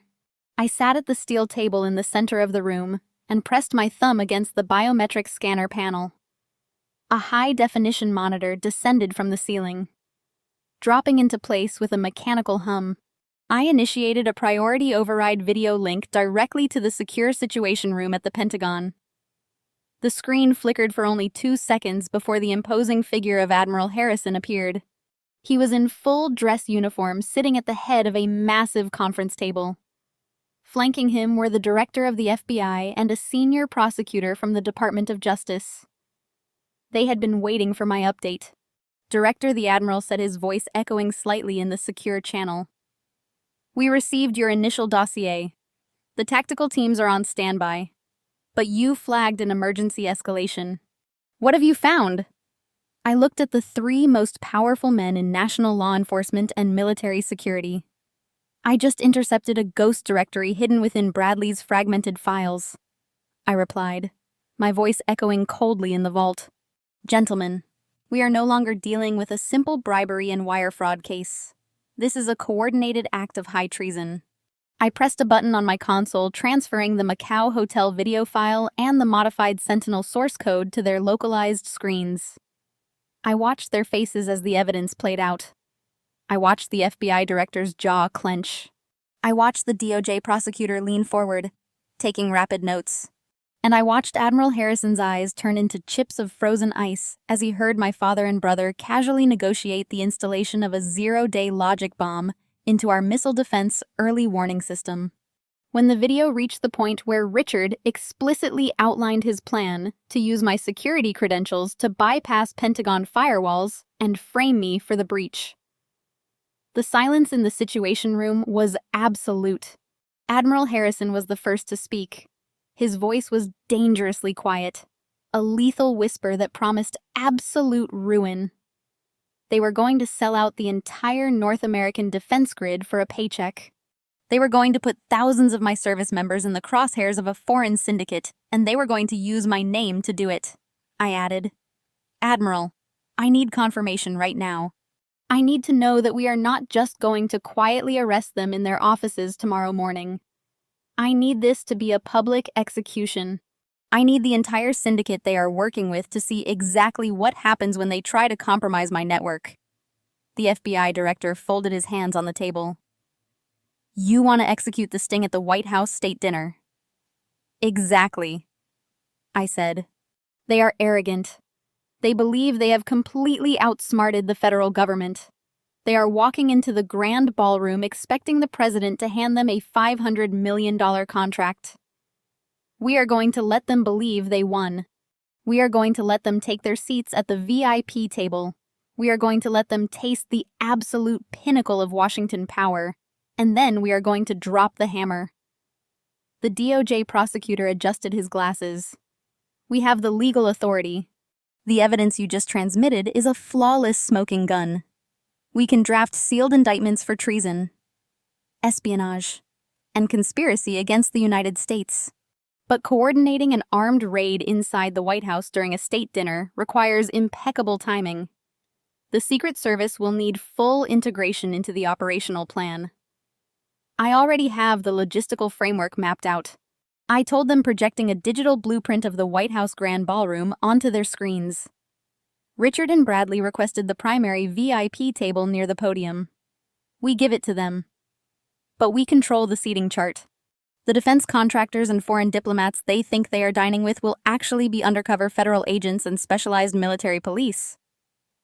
Admiral Harrison nodded a grim smile touching the corners of his mouth. A containment ring.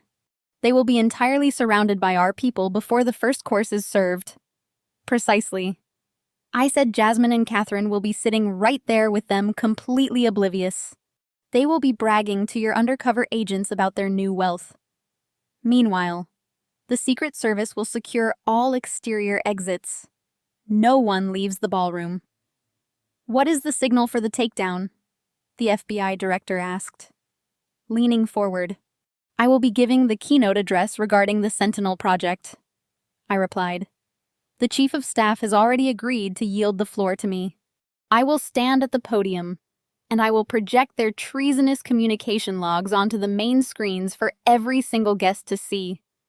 The moment I officially veto their contract on the grounds of the Espionage Act, your agents move in. You cuff them right at the table.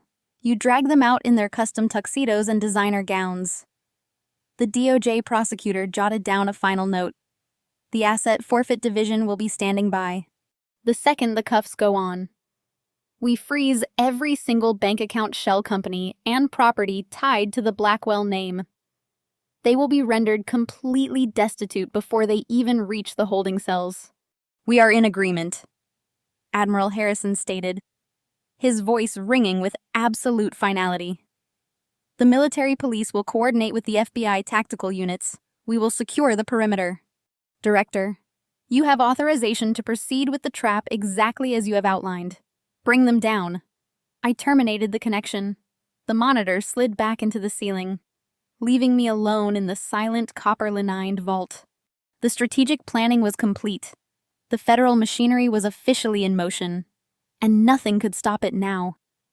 The trap was a masterpiece of lethal precision engineered to exploit their insatiable greed and their blinding arrogance. I stood up from the steel table and walked out of the vault. I moved through the penthouse toward my master bedroom.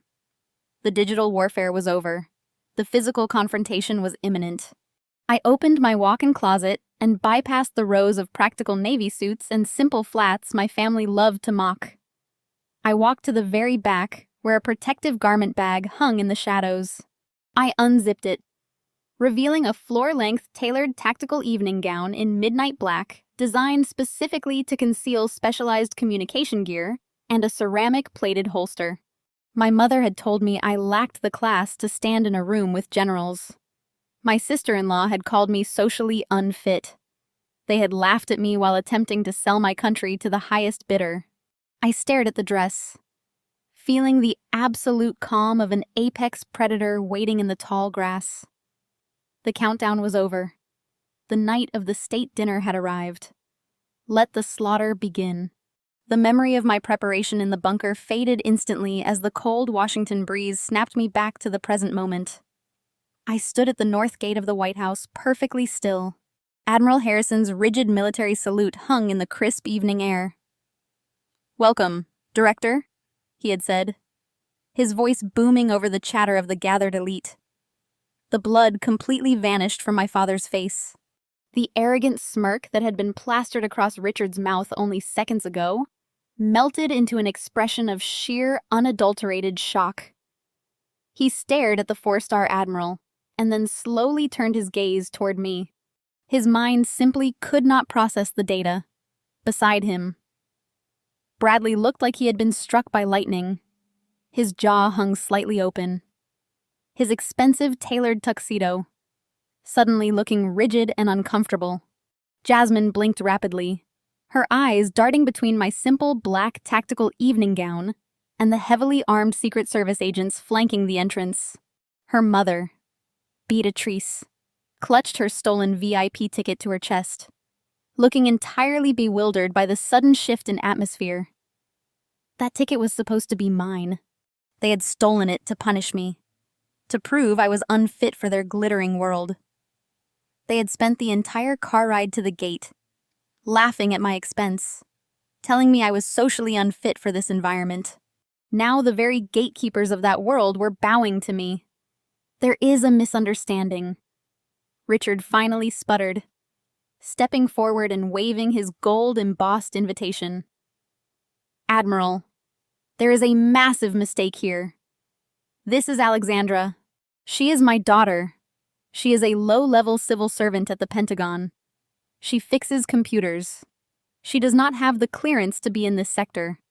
Admiral Harrison did not even acknowledge my father. He kept his eyes fixed respectfully on me. The Secret Service detail commander, a broad-shouldered man with an earpiece, stepped smoothly between my father and the podium. He did not say a word. He simply raised a flat, imposing hand, signaling Richard to stop exactly where he was. I nodded to the Admiral, acknowledging his salute. "Thank you, Admiral," I said, my voice projecting a calm, absolute authority. "The perimeter is secure." "As secure as possible," Director Harrison replied, dropping his salute and falling into step beside me. "The Chief of Staff is awaiting your arrival in the grand ballroom." The Secret Service commander snapped his fingers. Immediately, 4 heavily armed agents moved in perfect synchronization. They unclipped the heavy brass hooks of the velvet ropes separating the standard entry queue from the pristine, untouched red carpet reserved strictly for foreign heads of state and top-tier cabinet members. They formed a protective corridor shielding me from the press corps and the general VIP guests. Director Bradley suddenly shouted, his voice cracking as the reality of the title hit him. He pushed against the velvet rope, his corporate lawyer entitlement overriding his basic survival instincts. "Wait a minute. Director of what?" "Alex, what is going on here? You are an analyst. You do not have red carpet access. Step back immediately." "Sir," an agent commanded, stepping directly into Bradley's personal space. His hand rested hovering dangerously close to his tactical holster. "I am a senior partner at a top law firm," Bradley yelled, his face flushing with angry color. "We are the guests of honor tonight. We are here to finalize the Sentinel project. My father and I are sitting at the primary table. You cannot treat us like common tourists. Tell them. Alex, tell them we are together. Tell them this is a massive misunderstanding and that we belong inside that ballroom." I stopped walking. I stood on the center of the plush red carpet surrounded by federal agents and top military brass. I slowly turned my head and looked at my brother. I did not smile. I did not gloat. I looked at him with the cold, dead eyes of an executioner examining the condemned. "I am not with them," I told the detail commander, my voice echoing clearly over the murmuring crowd. I have never seen these people before in my life. Process them through standard secondary screening. The commander tapped his earpiece. You heard the director. Move them to holding pen B for secondary verification. Suddenly, the velvet ropes shifted. The agents did not treat them like VIP guests anymore. They treated them like potential security threats. 2 agents grabbed the stanchions and physically corralled Richard, Bradley, Jasmine, and Beatrice away from the main entrance, pushing them toward a stark, brightly lit security holding area off to the side. It was a humiliating glass-walled pen designed for aggressive paytowns and intense background checks. Do not touch me, Jasmine shrieked as an agent firmly guided her by the shoulder. This is a custom Oscar de Reina gown. You are wrinkling the silk. Do you have any idea who my husband is? We are about to be $500 million richer. I will have your badge for this. Catherine, who had been standing frozen in shock, suddenly began striking the glass wall of the holding pen. Alex! She screamed, her voice muffled by the thick bulletproof glass. Alex, tell them to stop. Tell them who we are. We are your family. Richard slammed his hands against the glass, holding up his gold VIP ticket as if it were a magical shield. I demand to see the Chief of Staff. He bellowed, his face purple with rage. I am a highly respected Washington lobbyist. This is an outrage. I am bringing a massive defense contract to this administration. You are ruining my night. I stood on the red carpet watching them thrash and scream inside the transparent box like trapped animals. They looked so incredibly small, stripped of their Georgetown mansion and their expensive scotch. They were nothing but desperate grifters panicking at a security checkpoint. All their arrogant boasting, all their cruel insults, all their threats of disownment meant absolutely nothing in the face of actual federal authority. They had spent my entire life trying to make me feel invisible. Now they were the ones trapped behind a glass wall, screaming for an audience that completely ignored them. The Washington press corps gathered near the entrance began snapping photographs of the bizarre scene. The highly respected lobbyists were being treated like common criminals at the security gate, while the daughter they claimed was a pathetic clerk was being escorted by a 4-star admiral. The flashing camera lights illuminated their panicked, humiliated faces. It was the perfect opening act for the slaughter that was about to follow. Let them wait in secondary screening until the appetizers are served, I instructed the commander. I want them to have plenty of time to contemplate their seating arrangements. Understood. Director, the commander replied. I turned away from the glass holding pen, severing eye contact with my father. I did not look back as I walked down the pristine red carpet toward the towering illuminated columns of the White House. The heavy oak doors swung open ahead of me. The faint sound of a string quartet drifted out into the night air. The trap had been successfully triggered, and the prey was securely locked inside the cage. It was time to take my seat at the head of the table. The heavy oak doors closed behind me, silencing the cold Washington wind. The grand ballroom of the White House was a masterpiece of gilded architecture. Crystal chandeliers cast a warm golden glow over the sea of dark tuxedos and vibrant silk gowns. A string quartet played softly in the corner, providing an elegant soundtrack to the most ruthless political arena on Earth. Secret Service agents guided me past the standard seating to the elevated primary table positioned right beside the presidential podium. I took my seat. My name card did not say Alexandra. It read Director of National Cybersecurity. I picked up my crystal water goblet and surveyed the room. The trap was perfectly laid out.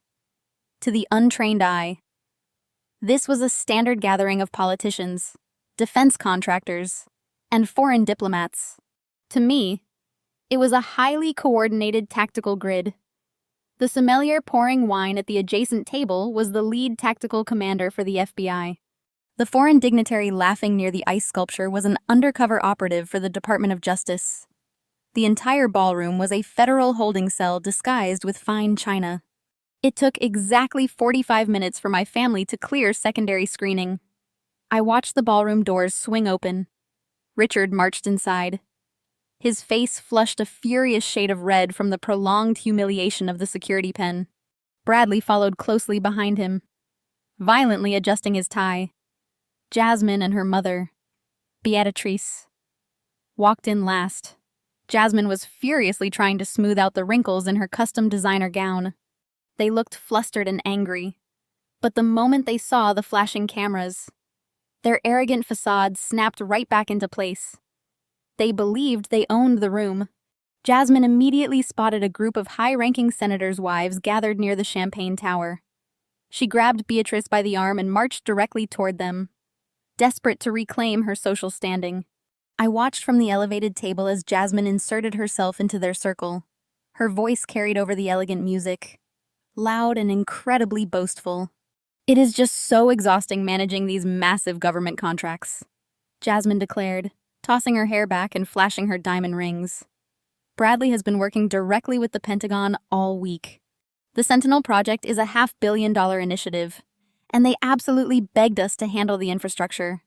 We are practically running the Defense Department at this point. We are flying to Aspen next week to celebrate closing the deal." The senators' wives exchanged polite, tight-lipped smiles. They had no idea who Jasmine was. But the undercover FBI agents standing right behind them were listening to every single word. Jasmine was willingly providing a verbal confession of her husband's involvement right in front of federal witnesses. She pointed a manicured finger toward the front of the room, completely oblivious to the fact that her every movement was being monitored. She was parading around in her silk dress, acting like royalty while standing directly in the crosshairs of a federal sting operation. Across the room, Richard was on a mission. He completely ignored the appetizers and the open bar. His eyes darted around the ballroom until he spotted his primary target. The White House Chief of Staff was standing near the central walkway speaking with Admiral Harrison. Richard grabbed Bradley by the shoulder and bulldozed his way through the crowd of dignitaries. He was desperate. The delay at the security gate had cost him valuable networking time, and he needed to secure a public handshake before the official announcements began. A photograph of him shaking hands with the Chief of Staff was the ultimate political currency. I tapped the small earpiece hidden beneath my hair. The audio channel connected me directly to Admiral Harrison and the Chief of Staff. "My father is approaching your 1200, I murmured, keeping my eyes fixed on my water goblet. "Let him make his pitch. Copy that." "Director." The Chief of Staff replied softly into his own lapel microphone. "We are holding the line." Holding the yaw. Richard pushed past a group of naval officers and aggressively inserted himself into the conversation. He thrust his hand out, flashing his most charismatic, predatory smile. "Mr. Chief of Staff Richard boomed his voice loud enough to attract the attention of the surrounding photographers. "Richard Blackwell, we spoke last month regarding the Sentinel project. My firm is handling the final logistical clearances. I just wanted to personally thank the administration for trusting us with this $500 million initiative." Bradley stepped up right beside him, mirroring his father's aggressive posture. "We are ready to execute the final signatures tonight," Bradley added smoothly. "We have our international partners fully aligned. The transition will be seamless. We are honored to secure the nation's defense." I watched them from my elevated seat. They were practically salivating. They were standing in the White House openly bragging about the exact contract they had just sold to a foreign intelligence syndicate. They thought they were untouchable. They had absolutely no idea that the international partners Bradley just proudly mentioned were actively being hunted by federal agents. The Chief of Staff looked at Richard's outstretched hand. He did not take it. He did not smile. He simply stared at my father with an expression of cold, calculated indifference. Richard kept his hand suspended in the air. The confident smile on his face began to fracture. The cameras continued to flash, capturing the incredibly awkward rejection. Bradley shifted his weight nervously. He glanced around, noticing that the naval officers nearby had stopped talking. The atmosphere around them was growing dangerously tense. The FBI operative posing as a sommelier took a subtle step closer to Bradley's flank. The trap was tightening, and they could feel the pressure changing in the room. But their overwhelming greed prevented them from seeing the truth. Richard dropped his hand, his face wreathing again. "I understand you are busy tonight," he said, attempting to recover his dignity.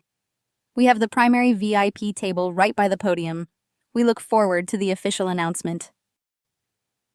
The Chief of Staff finally spoke, his voice cutting through the ambient noise of the ballroom like a knife. "The official announcements will begin shortly. Mr. Blackwell, I suggest you take your assigned seats. The administration is about to make a very clear statement regarding the future of our national security." Richard nodded eagerly, completely misinterpreting the lethal undertone of the statement. "Absolutely," he agreed. "We are ready." My father turned around and patted Bradley on the back. They walked toward their assigned table, looking incredibly smug. They walked past the undercover agents. They walked past the military police. They took their seats, completely oblivious to the fact that they were never walking out of this building as free men. I watched them sit down, and I finally allowed myself a genuine smile. It was time to take the podium. Section 15, 1,000 words. I stood up from my chair at the elevated primary table. The movement was subtle, but in a room heavily monitored by federal agents. It served as the ultimate kinetic trigger. The string quartet abruptly stopped playing. A heavy, expectant hush fell over the grand ballroom. The clinking of crystal and the low murmur of Washington elite faded into absolute silence. At their assigned table near the front, Richard and Bradley leaned forward in their chairs. They adjusted their posture, wearing identical expressions of greedy anticipation. They believed this was the moment their empire would be cemented. Jasmine pulled out her smartphone, holding it up to record the announcement. Catherine sat up straight, smoothing her gown, ready to bask in the reflected glory of her husband's corrupt triumph. The White House Chief of Staff stepped up to the main podium. He adjusted the microphone and looked out across the sea of dignitaries. "Good evening, distinguished guests." He began, his voice echoing powerfully through the ballroom speakers. "Tonight, we gather to secure the future of our nation. The defense of our country relies not just on the strength of our military, but on the absolute impenetrable security of our digital infrastructure." Richard nodded sagely, wrapping an arm around the back of Catherine's chair. He whispered something to Bradley, likely bragging about how his lobbying efforts had scripted this exact speech. The Chief of Staff continued, "We are facing unprecedented threats from foreign intelligence syndicates. To combat these threats, the President relies on the absolute authority and unmatched expertise of one individual. Tonight, it is my profound honor to yield this podium to the architect of our digital defense grid." I stepped out from behind the head table and began my descent toward the center stage. My midnight black tactical gown swept silently across the plush carpet. The spotlight tracked my movement, instantly bathing me in a stark, brilliant circle of white light. The Chief of Staff turned his entire body toward me. He did not extend his hand for a simple greeting. Instead, he bowed his head in a deep, formal show of absolute respect. "Please welcome," he announced, his voice booming through the silent ballroom, "the Director of National Cybersecurity." The reaction at my father's table was a masterpiece of human neurological failure. Richard was in the middle of taking a sip from his water goblet. He froze, his eyes locked onto me, standing in the spotlight. The expensive crystal glass slipped from his fingers, crashing onto the table and shattering into dozens of sharp pieces. Iced water spilled across his lap, but he did not even flinch. He simply stared, his mouth hanging slack, his breathing entirely stopped. Bradley blinked rapidly, leaning so far forward he nearly fell out of his chair. He rubbed his eyes aggressively as if trying to clear a hallucination. He looked from the Chief of Staff to the podium and back to me. His brain aggressively rejected the visual data it was receiving. He had spent his entire adult life convinced I was a pathetic low-level clerk making $60,000 a year. Now he was watching the White House Chief of Staff bow to me in front of the entire defense sector. Jasmine dropped her smartphone. It hit the carpet with a dull thud. Her jaw went completely slack. The arrogant socialite who had just proudly declared I was socially unfit to stand with their family was now staring at me while I commanded the attention of the most powerful people on the planet. Catherine clutched her chest, her perfectly manicured nails digging into her expensive silk dress, gasping for air as if the oxygen had just been sucked out of the room. I walked up the steps to the main stage. I did not rush. I took my time, letting the excruciating reality of my identity burn into their retinas. Every step I took was a hammer striking the final nails into the coffin of their arrogant delusions. I reached the podium and placed my hands flat against the polished wood. I looked directly down at my family. We were separated by a mere 20 feet, but the power dynamic between us spanned an unbridgeable galaxy.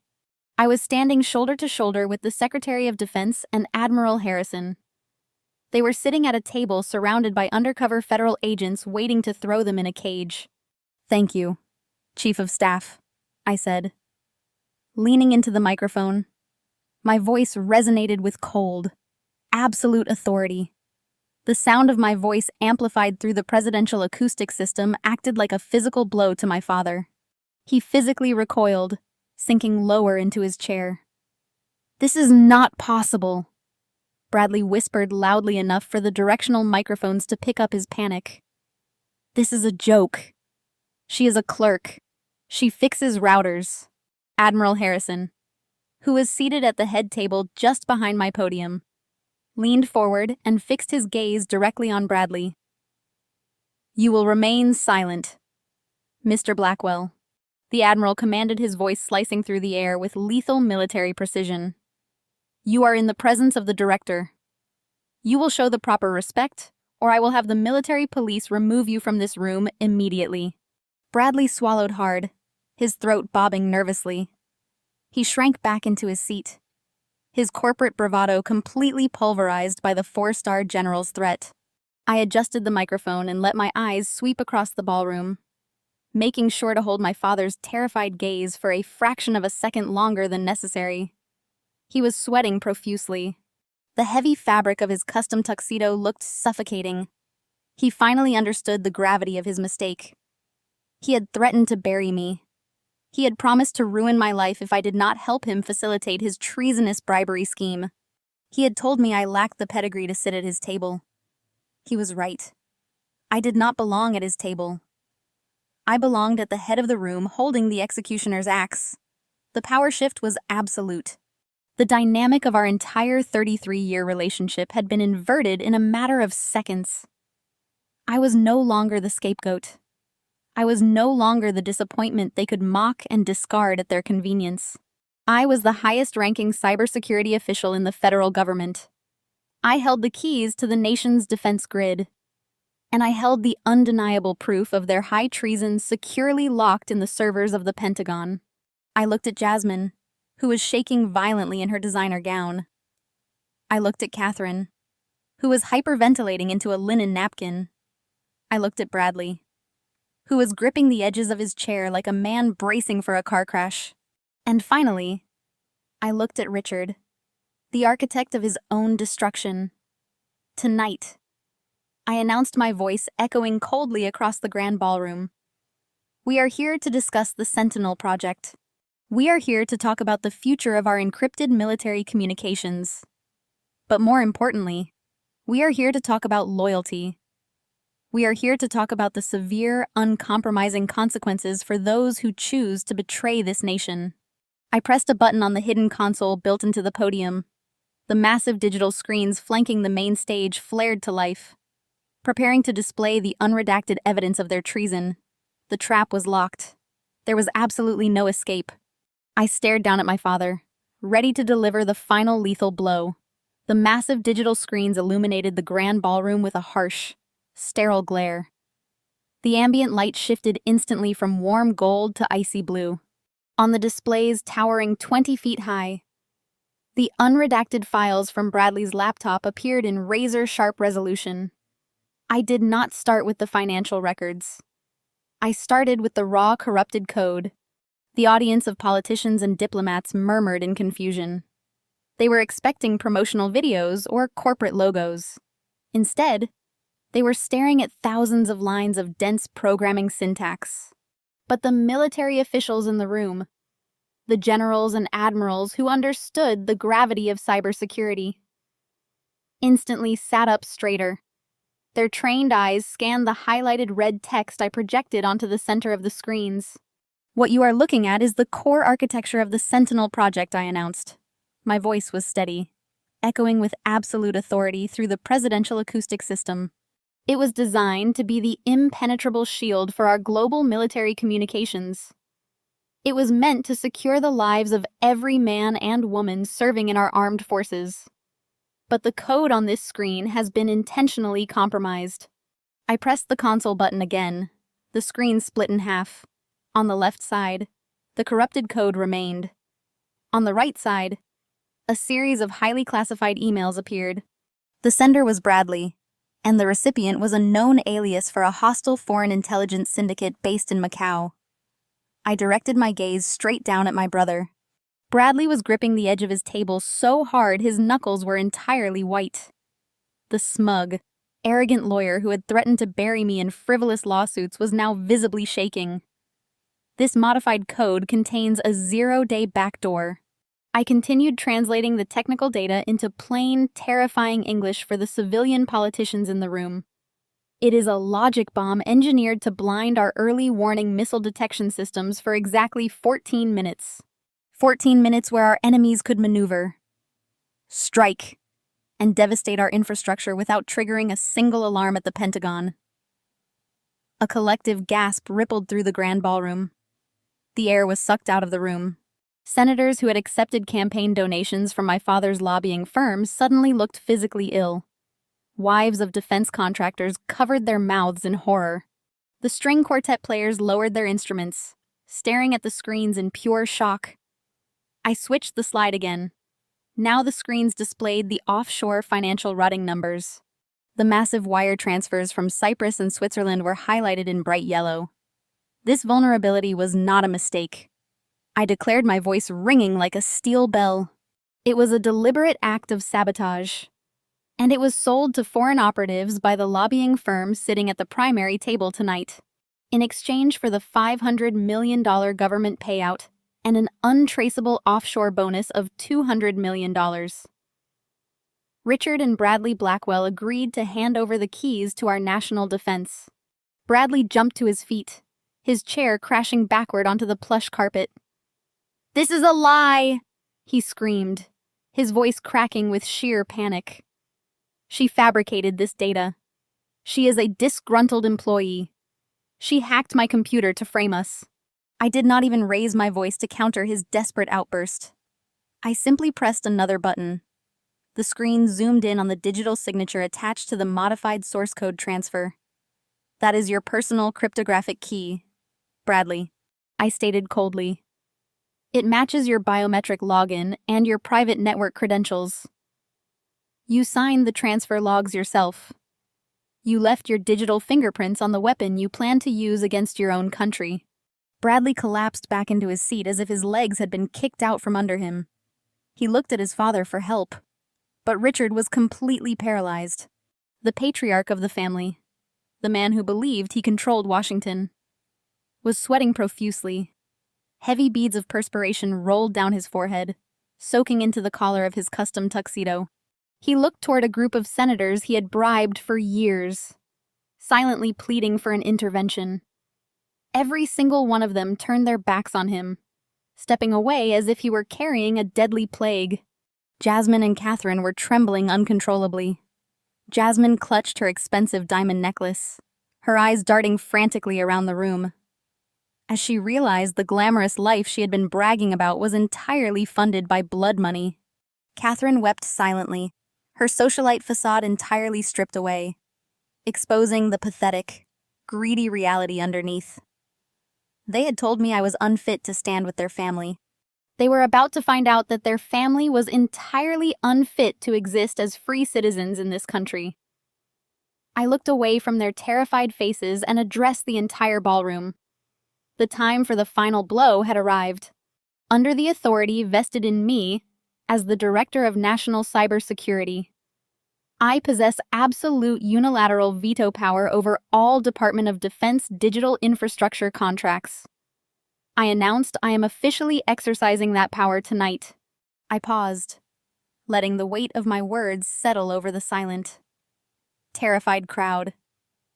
The $500 million Sentinel contract proposed by Blackwell Consulting is hereby permanently vetoed and terminated, I declared. Richard let out a strangled gasp, clutching his chest. He was watching his $500 million empire turn to ash in real time. But I was not finished.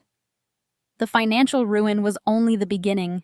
Furthermore, I continued, my voice dropping into a lethal, uncompromising register. This termination is not based on a simple technical failure. It is executed under the direct provisions of the Espionage Act. The unredacted evidence displayed behind me proves a coordinated, premeditated conspiracy to commit high treason against the United States of America. The words high treason hung in the air, heavy and inescapable. It was the ultimate legal hammer. It was a charge that carried no statute of limitations and offered absolutely no leniency. My family had tried to sell the nation to fund their luxury, and I had just publicly signed their death warrants. The presentation was complete. The veto was official. The trap was about to spring shut. Section 171,000 words. I gave a sharp, definitive nod to the back of the room. The signal was received instantly. The heavy oak doors of the grand ballroom burst open with earth-shattering force. The elegant string quartet music was drowned out by the deafening sound of heavy tactical boots slamming against the polished marble floors of the outer hallway. Dozens of federal agents wearing full tactical gear and Kevlar vests stormed into the room from every single available exit. The bold yellow letters of the FBI and the Department of Justice were emblazoned across their black tactical armor, creating a jarring, violent contrast to the sea of shimmering silk gowns and custom-tailored tuxedos. The undercover operatives who had been posing as waiters, diplomats, and foreign dignitaries simultaneously dropped their disguises. The sommelier, who had been pouring expensive wine at the adjacent table, reached under his tailored vest and drew a standard-issue sidearm, racking the slide with a sharp metallic clack. He held up a gold federal badge and shouted for all civilian guests to step back and remain seated. Panic rippled through the ballroom, but the tactical perimeter was established flawlessly in mere seconds. The military police formed an impenetrable wall of armed guards securing all perimeter access points. No one was leaving this room. The primary target was the VIP table located directly beneath my elevated podium. A specialized extraction team of federal agents descended upon my family like a pack of starving wolves.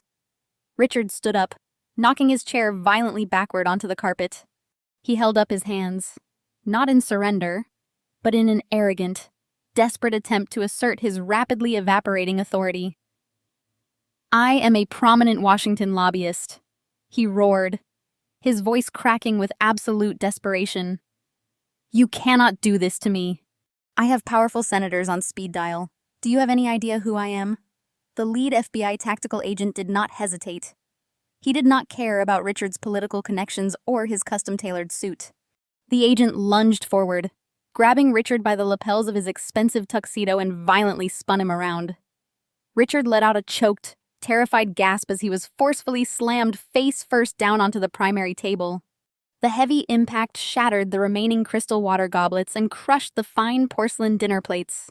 Expensive red wine spilled across the crisp white linen tablecloth, soaking directly into the 4 gold-embossed VIP invitations my father had proudly flaunted earlier that evening. You are under arrest for conspiracy to commit espionage, wire fraud, and high treason, the agent bellowed, pressing his heavy knee firmly between my father's shoulder blades.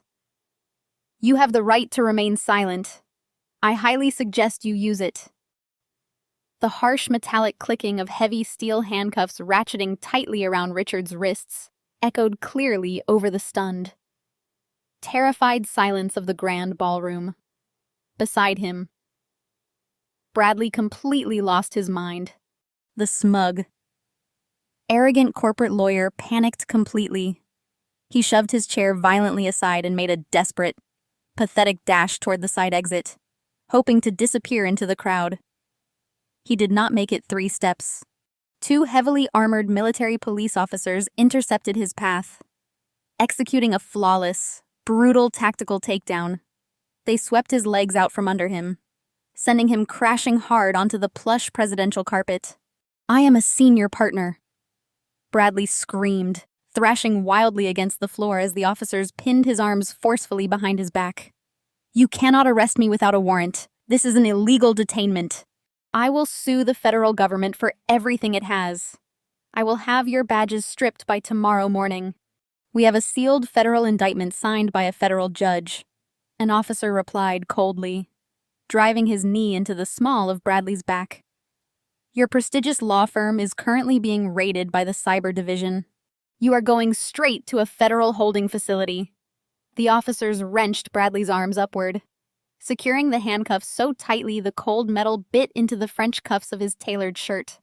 His face was pressed directly into the carpet, his arrogant legal threats reducing to breathless, panicked sobbing as the reality of a life sentence set in.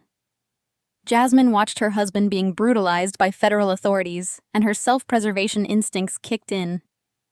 She turned her back on Bradley, entirely lifting the hem of her custom designer gown and attempting to slip away into the crowd of terrified dignitaries. She was immediately blocked by 3 plainclothes agents wearing dark suits and earpieces. They were from the Internal Revenue Service Criminal Investigation Division. The lead agent, a tall, stern woman, stepped directly into Jasmine's path. "Jasmine Blackwell, the IRS agent," stated flatly, holding up a federal warrant. "Get out of my way," Jasmine shrieked, clutching her diamond necklace. "I have done nothing wrong. My husband handles the business. You have nothing." The IRS agent corrected her voice, slicing through Jasmine's hysterical delusion. "As of 60 seconds ago, the federal government executed a total asset freeze. Your joint bank accounts are seized. Your offshore holding companies in Cyprus are locked. The deed to your Aspen ski estate has been seized by federal forfeit. Your credit cards are dead. The jewelry you are wearing was purchased with illicit funds and is now federal property. You are completely destitute. Take off the necklace." Jasmine let out a piercing guttural wail, collapsing onto her knees, sobbing uncontrollably as absolute poverty crashed down upon her. Catherine witnessed the utter annihilation of her family from her seat. The illusion she had cultivated was ripped apart in 2 minutes. The wealthy, powerful dynasty was gone, replaced by federal agents and steel handcuffs. She threw her head back and began to scream hysterically. It was a raw, piercing sound of pure psychological destruction. Her perfect hair was disheveled, her expensive makeup smeared as heavy tears poured down her face. She looked around the ballroom at the senators' wives she had tried to impress. They were looking at her with absolute disgust and horror, backing away from her table. Catherine turned her wild, panicked eyes toward the main stage. She looked up at me, standing behind the presidential podium, flanked by military commanders. Her daughter, the one she called a failure, was standing untouched above the carnage. I looked down at the twisted, screaming wreckage of my family. I did not blink. I did not move. I just watched them burn. The federal agents hauled my father up from the ruined table, dragging him roughly by the arms of his ruined tuxedo. He stumbled, his expensive leather shoes slipping on the spilled wine and shattered crystals scattered across the floor. For a fleeting moment, the sheer panic coursing through his veins gave him an unexpected surge of desperate adrenaline. He violently wrenched his left shoulder, twisting out of the agent's grip. Before the tactical officers could re-establish their hold, he lunged forward. He did not run toward the exit. He scrambled directly toward the main stage. He collapsed at the base of my elevated podium, his knees hitting the hard wooden steps with a heavy thud. The proud, arrogant patriarch, who had spent his entire life looking down on everyone else, was now physically prostrating himself at my feet. The agents closed in immediately, drawing their tactical batons. But I raised my right hand.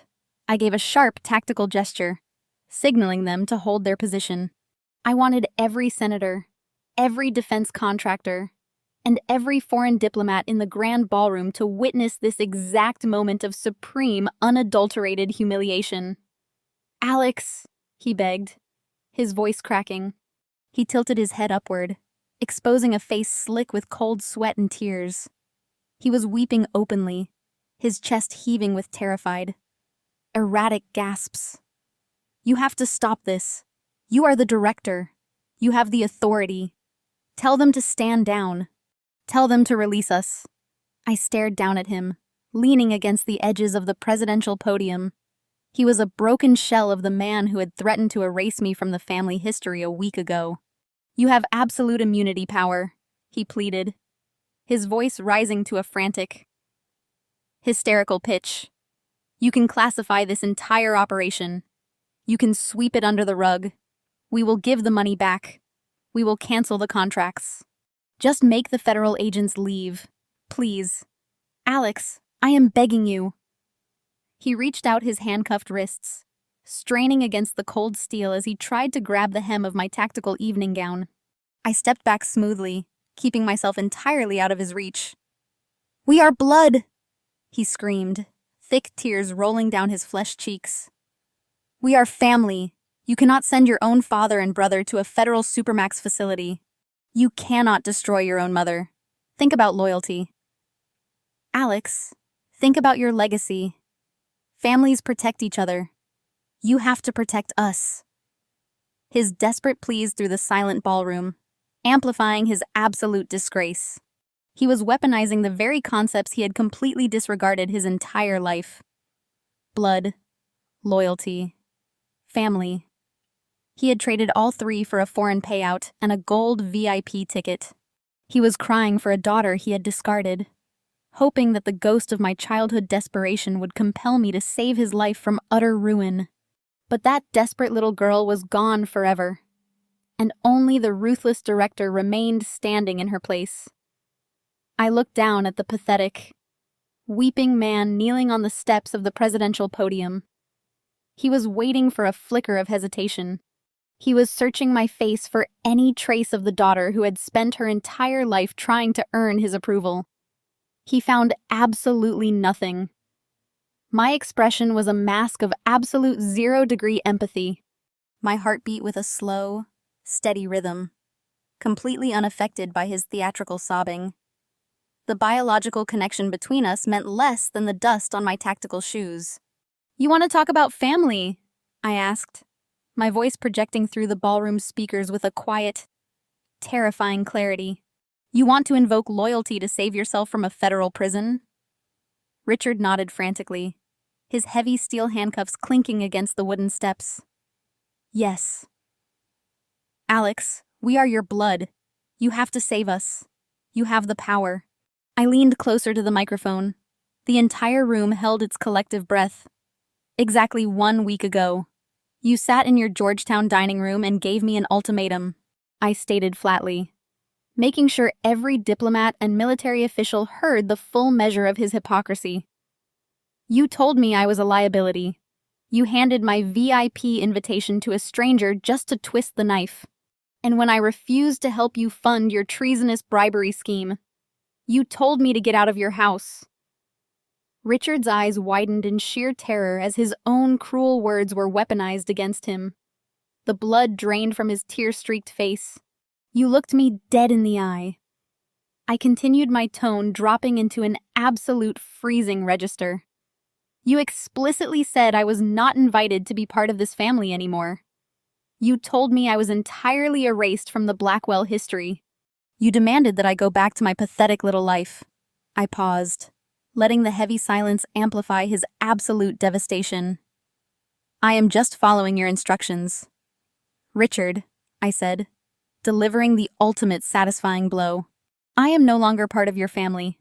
I am the Director of National Cybersecurity, and right now I am just taking out the nation's trash." I straightened my posture, turning my back on him completely. I looked at the lead tactical agent standing a few feet away and gave a single sharp, definitive nod. The agents did not hesitate. Two massive tactical officers grabbed Richard by the shoulders of his ruined tuxedo and hoisted him violently to his feet. He let out a piercing, guttural scream as they dragged him backward away from the podium. Across the room, the military police hauled Bradley off the carpet. My brother was hyperventilating, sobbing uncontrollably as the reality of a life sentence shattered his corporate arrogance. Alex Richard roared, his voice cracking as the agents dragged him toward the heavy oak doors of the grand ballroom. "You cannot do this. We are your family. Please." "Alex!" The heavy oak doors slammed shut behind them, severing his desperate screams. The grand room fell into a stunned, breathless silence. The traitors were gone. I remained at the podium for a few more seconds, allowing the absolute magnitude of the moment to settle over the Washington elite. I looked at the faces of the senators, defense contractors, and foreign diplomats. The message was delivered with surgical precision. Treason would be met with total annihilation. I stepped down from the stage and the chief of staff immediately took my place at the microphone, gracefully steering the state dinner back to order while acknowledging the swift actions of the federal task force. I did not return to my seat. My work for the evening was complete. The subsequent weeks unfolded exactly as my algorithms had predicted, playing out like a highly orchestrated symphony of federal justice. The media frenzy was absolute. The Blackwell name, previously associated with high society and lucrative government access, was instantly synonymous with the greatest espionage scandal of the modern era. The federal task force moved with ruthless efficiency, dismantling their empire brick by brick. I watched the legal proceedings from the secure confines of my cybersecurity bunker, receiving daily updates from the Department of Justice. Bradley never even made it to trial. Faced with the mountain of encrypted communications and the undeniable digital fingerprints he had left on the modified source code, his high-priced defense attorneys immediately advised him to surrender. He was formally disbarred in disgrace, stripped of the legal credentials he used to intimidate people. The arrogant corporate lawyer traded his tailored Italian suits for a standard ICE-issue orange federal jumpsuit. He signed a plea agreement that guaranteed he would spend the rest of his natural life in a maximum security federal penitentiary. There would be no parole. There would be no appeals. He would fade into absolute obscurity, locked in a concrete cell far away from the power he desperately craved. Richard's fate was equally severe. The patriarch who believed he could buy the United States military was indicted on 34 counts of wire fraud, bribery, and high treason. His vast network of corrupt politicians scrambled to distance themselves, abandoning him instantly to save their own careers. He was denied bail, deemed a massive flight risk. He aged decades in a matter of weeks, his health failing rapidly as the reality of his permanent incarceration set in. He stood before a federal judge, looking frail and pathetic, completely stripped of the arrogant armor he had worn his entire life. Jasmine experienced the most abrupt and humiliating collision with reality. The Internal Revenue Service did not just freeze her assets, they obliterated them. Federal asset forfeit agents descended upon the Georgetown mansion and the Aspen estate, armed with heavy cardboard boxes and clipboards. Jasmine screamed and sobbed as agents systematically cataloged and seized her custom Oscar de la Renta gowns, her diamond necklaces, and her imported luxury vehicles. Everything she had flaunted was classified as the proceeds of federal crimes. Left entirely penniless, she was evicted from the seized properties and forced to move into a cheap motel on the outskirts of the city. She tried to call her wealthy friends begging for loans, but every single number she dialed suddenly went straight to voicemail. But her misery did not end with poverty. The DOJ intercepted emails proving she had knowingly signed fraudulent tax documents to hide the offshore bribery payments. She was formally indicted for financial conspiracy, facing a minimum of 10 years in a federal women's correctional facility. Catherine was left to wander the ashes of her shattered socialite status. With her husband and son locked in federal supermax prisons and all marital assets seized by the government, she was forced to rely on a meager state pension. She moved into a tiny, damp apartment in a neighborhood she previously would not have dared to drive through. She was entirely excommunicated from Washington society. The bridge clubs, the charity galas, and the elite social circles completely blacklisted her. She spent her days entirely alone, surrounded by cheap furniture, stripped of the luxury she had valued above her own daughter's life. As their world burned to the ground, my world expanded into unbridled absolute authority. 6 months after the state dinner, I stood on the Truman balcony of the White House. The evening air was crisp, carrying the faint scent of cherry blossoms. Below me, the South Lawn stretched out in perfect manicured darkness, and the Washington Monument glowed brilliantly against the night sky. The city was quiet, operating smoothly under the impenetrable digital shield my agency maintained. Admiral Harrison stepped onto the balcony, his metals glinting in the soft light. He held 2 crystal flutes of vintage champagne. He handed one to me and stepped up to the railing. Looking out over the capital city, the final sentencing came down this morning. The Admiral stated, his voice carrying a quiet, deep satisfaction. The judge gave them the maximum penalty across the board. The syndicate in Macau has gone completely dark.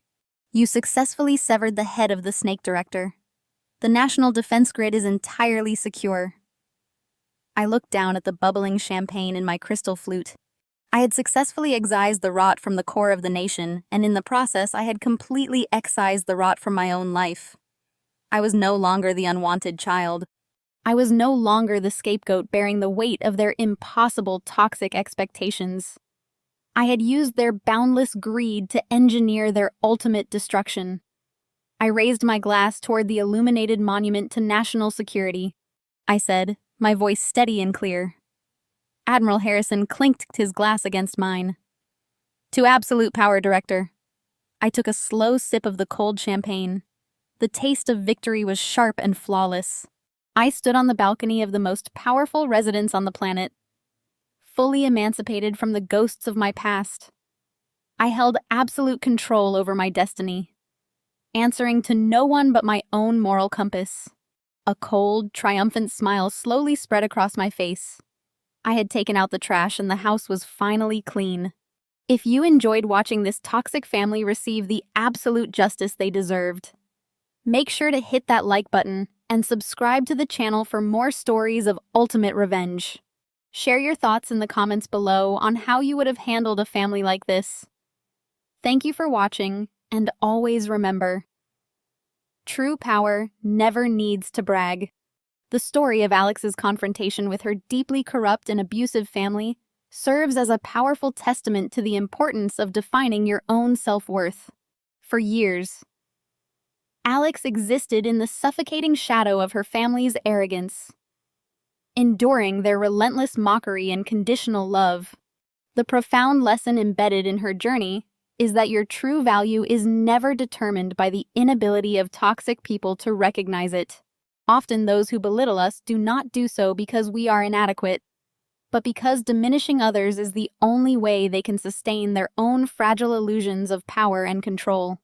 We are frequently conditioned to believe that blood ties demand unconditional loyalty, even at the severe cost of our own mental and emotional well-being. Alex's ultimate triumph was not just in exposing her family's treason, but in completely freeing herself from the desperate need for their validation. The moment she realized that their approval was a poisoned chalice, she reclaimed her autonomy. This narrative teaches us that walking away from a toxic environment is not an act of surrender. It is the ultimate act of self-preservation. You cannot heal in the exact same environment that broke you, and you cannot build an authentic life while trying to fit into a mold created by people who fundamentally disrespect you. True strength lies in the quiet, unwavering belief in your own capabilities. It comes from doing the hard work in the shadows, cultivating your skills, and building a foundation so solid that no one's cruel words can shake it.